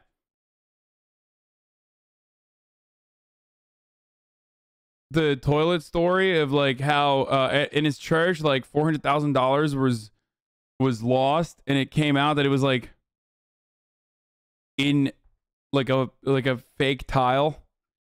They like hid the money in the walls, basically. Someone did, we don't know who. And a plumber recently found it, or was it 600,000? Sorry, bro. It is literally, dude. What's the Danny McBride? Righteous Gemstones is literally a documentary. Okay. What? No, not this, dude. Boris Johnson. Righteous Gemstones is straight up a fucking documentary, dude. It happens in Righteous Gemstones. That exact same thing happened in Righteous Gemstones. I can't wait for the next season to come out. It's going to be so good. They don't pay taxes of who they hiding from? Yeah, I don't understand that either. Trust me. Texas plumber. Here. Yeah, a Texas plumber found $600,000, allegedly. We don't know if it's $600,000. Texas plumber who found cash in Lakewood Wall, upset with Joel Osteen, should have heard something. I feel like at this point I should have heard something. The plumber who found cash. Texas plumber who found cash in the wall of preacher Joel Osteen's Lakewood church said he's upset that no one from the church has contacted him. Okay. I wanted to hear Joel Osteen say, you know, Justin, what you did was right. We understand you did what you did and what you could have done, the man said after attending a service held by Osteen. The man has only been identified as Justin. You know what's funny about that? Dude. He could have taken that money. Why the fuck did he just not take that money and like launder it? What an idiot, dude. Straight up. It's from the church. It's like, it's from a televangelist mega church, bro. It's literally the one fucking instance where it's like appropriate. Okay? I'm not saying, you know, steal from the televangelist mega church, but all I'm saying is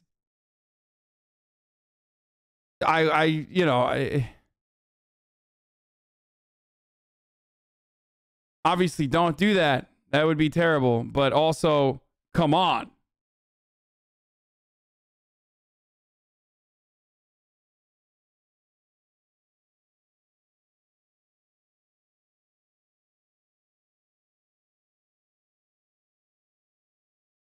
Wait, what the fuck is this?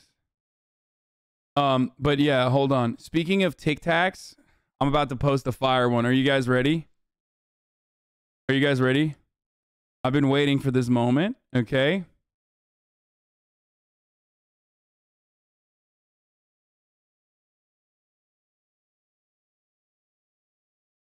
Austin Ox made, I made Austin Ox make.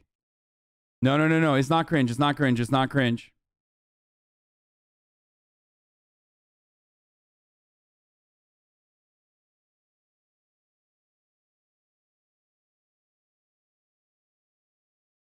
Austin Ox made a TikTok of me, Ludwig, and Miskiff trying surströmming. So I'm going to post it right now, and then we're going to watch it.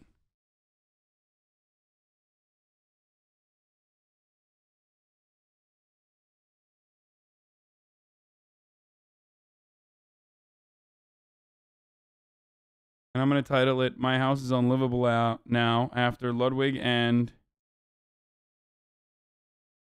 Miskiff.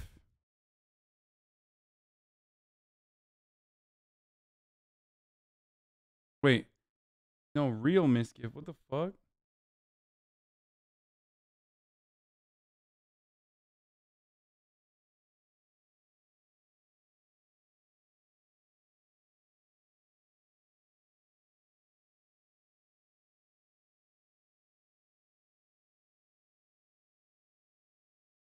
Made Austin, this doesn't seem like socialism.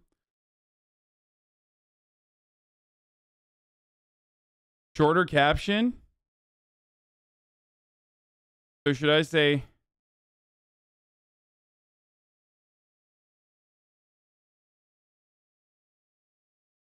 ruining my house?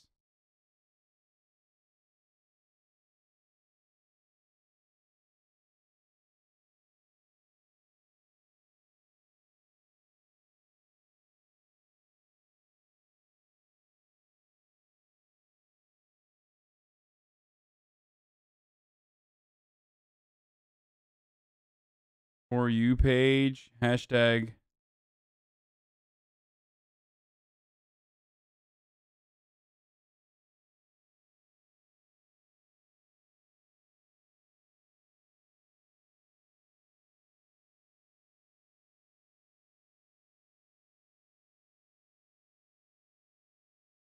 Socialism leads to communism. Does that mean you want everyone to be controlled by the government authorities? Yes. Hold on. Put price in the title. Zoomers love expensive shit. Socialist Mansion ruined.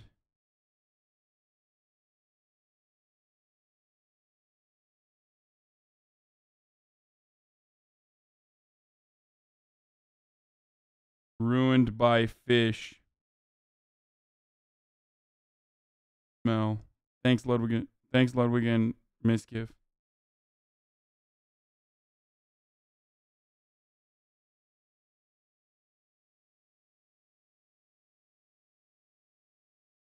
My friends ruined my mansion. Mansion ruined. Must buy $5 million house now. No, that's too much. Okay.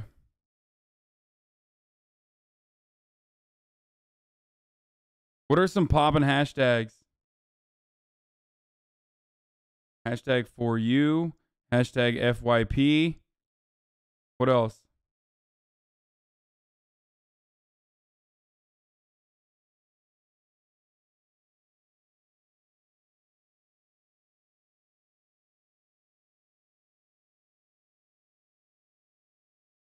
Okay, you guys have the worst fucking SEO, dude. You're so stupid. All of your fucking hashtags are so dumb. The dumbest hashtags. Thank you. It's just terrible. $150 can of fish ruins socialist mansion. Is it $150?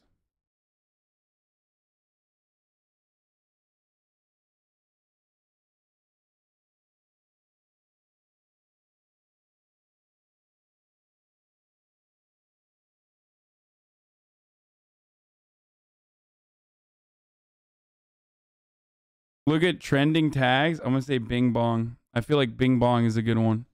That's a good one. Chatter, good one.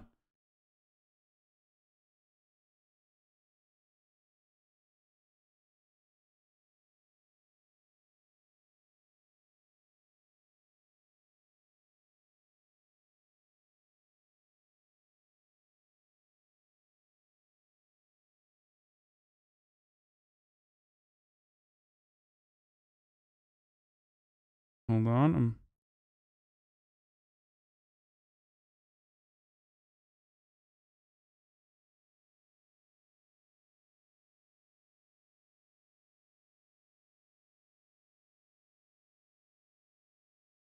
Okay, it's fine. All right, are you ready? Posting it. Done.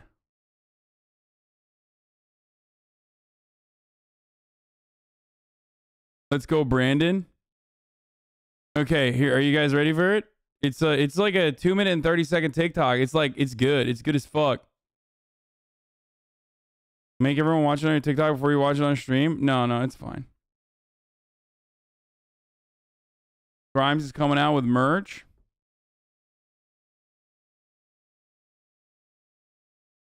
What is it? Let's see. You got to use the newest paid hashtags? Oh, damn. That's cool.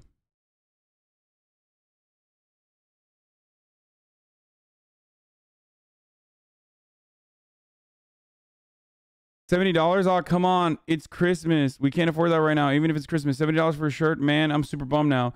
Looking into how I can make ethical shirts for less, but this is what it costs us to make them. I balked at the price too, but this is zero profit to us.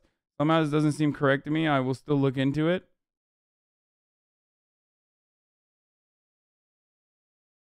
Way too long for the algorithm? Hold on. It's taking a while. Break it into 2 1-minute TikToks. People skip hella long ones, low key. Shit.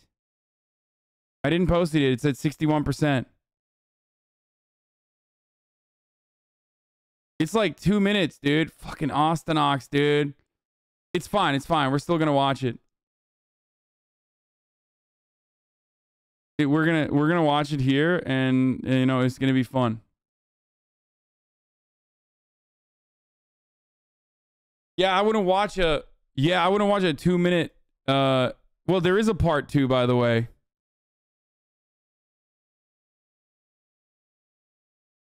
There is a part 2. Zoomer attention span is worse. The attention span is worse than goldfish. Yeah, I know. It's fucking annoying.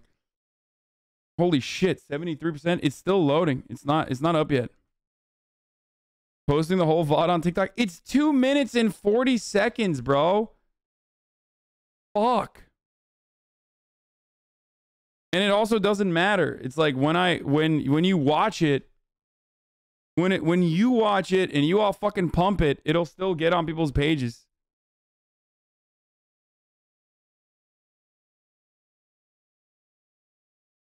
I'll say there is a part 2 as well, though. I already shot the part 2. This morning I shot the part, or yesterday morning I shot the part 2, which is also fucking annoying. Okay, stop showing me Misgif's fucking TikTok from you're a day late. You're a day late. I got it, bro. I got it. Misgif is faster. What do you want me to do? What do you want me to fucking do? Okay? Shut the fuck up. I'm trying my fucking best, dude. God damn. Fuck. Just shut up and watch it. Here, it's uploaded. It'll be up now. Let's see. Let's see if I can see it.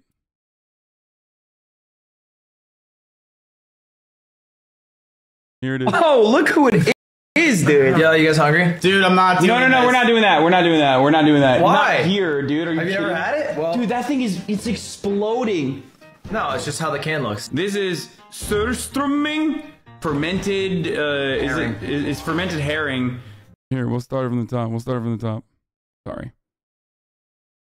Oh, look who it is, dude. Yo, you guys hungry? Dude, I'm not doing No, we're not doing that. We're not doing that. We're not doing that. Why? Not here, dude. Are you Have you kidding? ever had it? Well, dude, that thing it's exploding.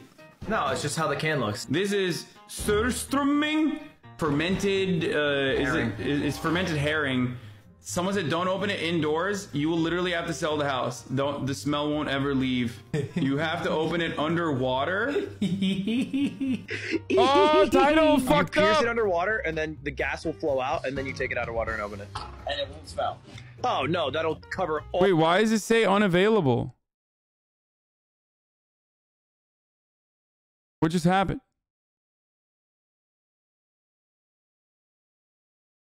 What just happened?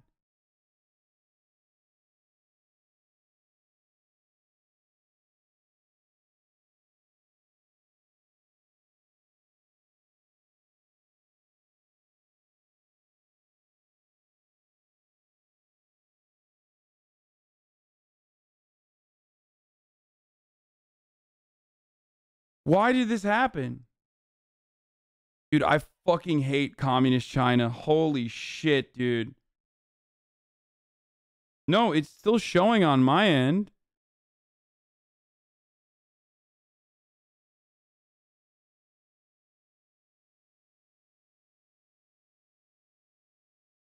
Is it fucking Ludwig? Like, it's literally just Ludwig, dude. I swear to God, it's because it's Ludwig. We couldn't even fucking watch it. Because I have Ludwig in the title, so clearly. Wait, hold on. Hold on. It's on here.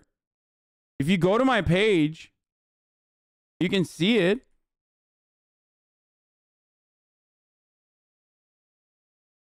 Look, refresh.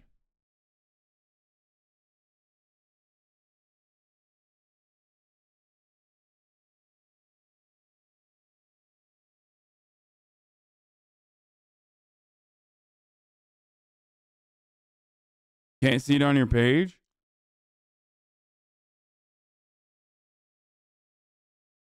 It's a long video. I wonder if that's the reason. Yeah, the link takes you to your profile, but I guess only I can see it currently. Yeah, it's a long video, so it's probably processing. We'll get back to it in a second. Bro, I'm not watching a 3-minute TikTok for real. Dog, you're gonna watch it right now. What the fuck are you talking about? You're on a fucking stream where it takes 8 hours, okay? Like, you're on a live streamer's Twitch stream, okay? I stream for 8 hours a day.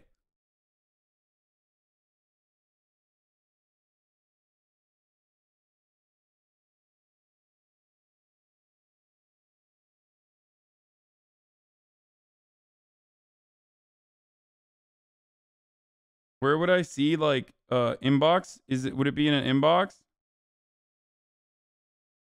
It's just nothing in my inbox about the video. It's just coupon to promote. Account updates. Your video has been muted because it contains music not permitted for this use. Sound removed.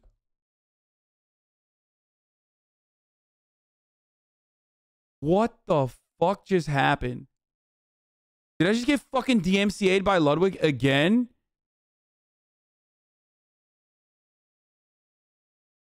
Bro, there's literally no audio. There's no audio. There's no audio. That's insane. I'm deleting it. I'm deleting it. Evil Empire, laughing all. That's fucking annoying, dude. Misgif's ad is real misgift, not misgift, by the way. Shut up. I know. I added it as real misgift and it showed it. Appeal it? I just deleted it. Just appeal it? Fucking Ostenox boomed me, dude. What the fuck? Hold up. I'm just...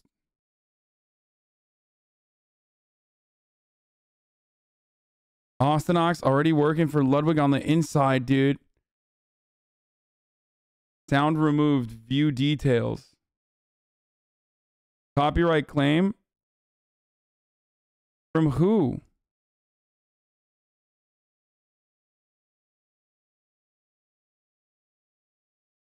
It's not up. The sound is not on. I deleted it. I deleted the fucking video.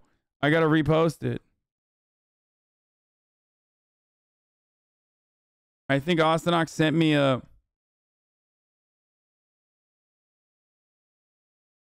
No, someone from the stream didn't report it.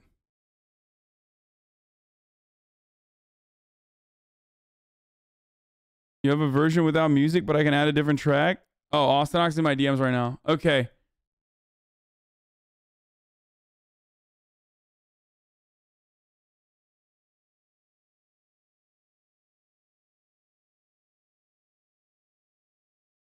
Don't. If you get more strikes, it will lower down your profile on the queue.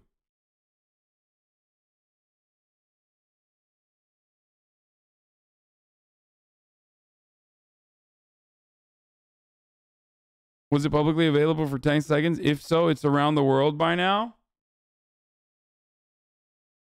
Do you have your account set as a business account or a personal account? Because business accounts are extra annoying about copyright stuff. No, I don't. Wait, how can you watch it? I just deleted it. You can watch it? I can't see it anymore. I just deleted it. Maybe try getting verified on TikTok yet? No. You need to get on a verified list. I don't know how to do that. I don't know how to get fucking verified on TikTok.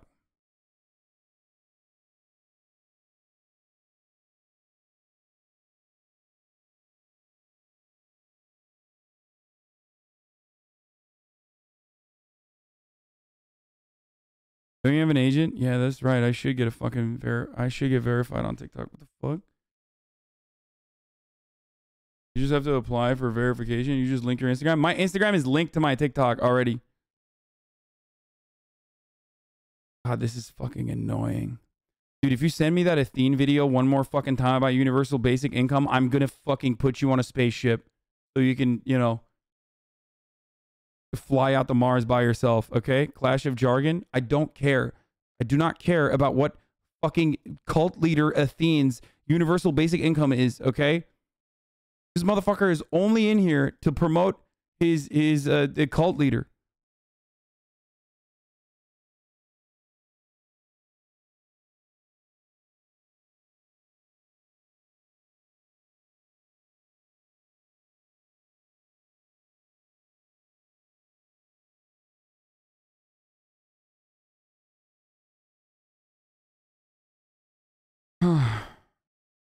You have a moment to talk about our Lord and Savior, Athene. Yeah.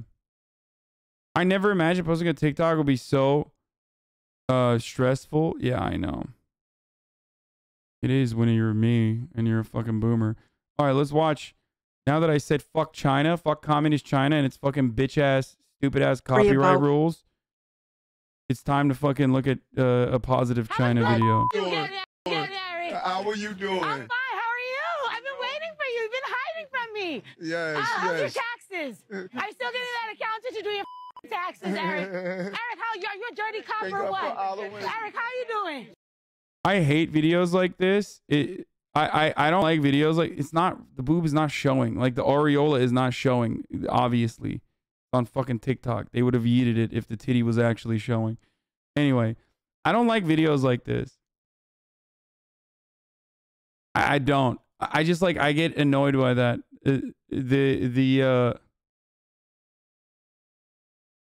It's like funny when you have people who are like authentically crazy. You know what I mean?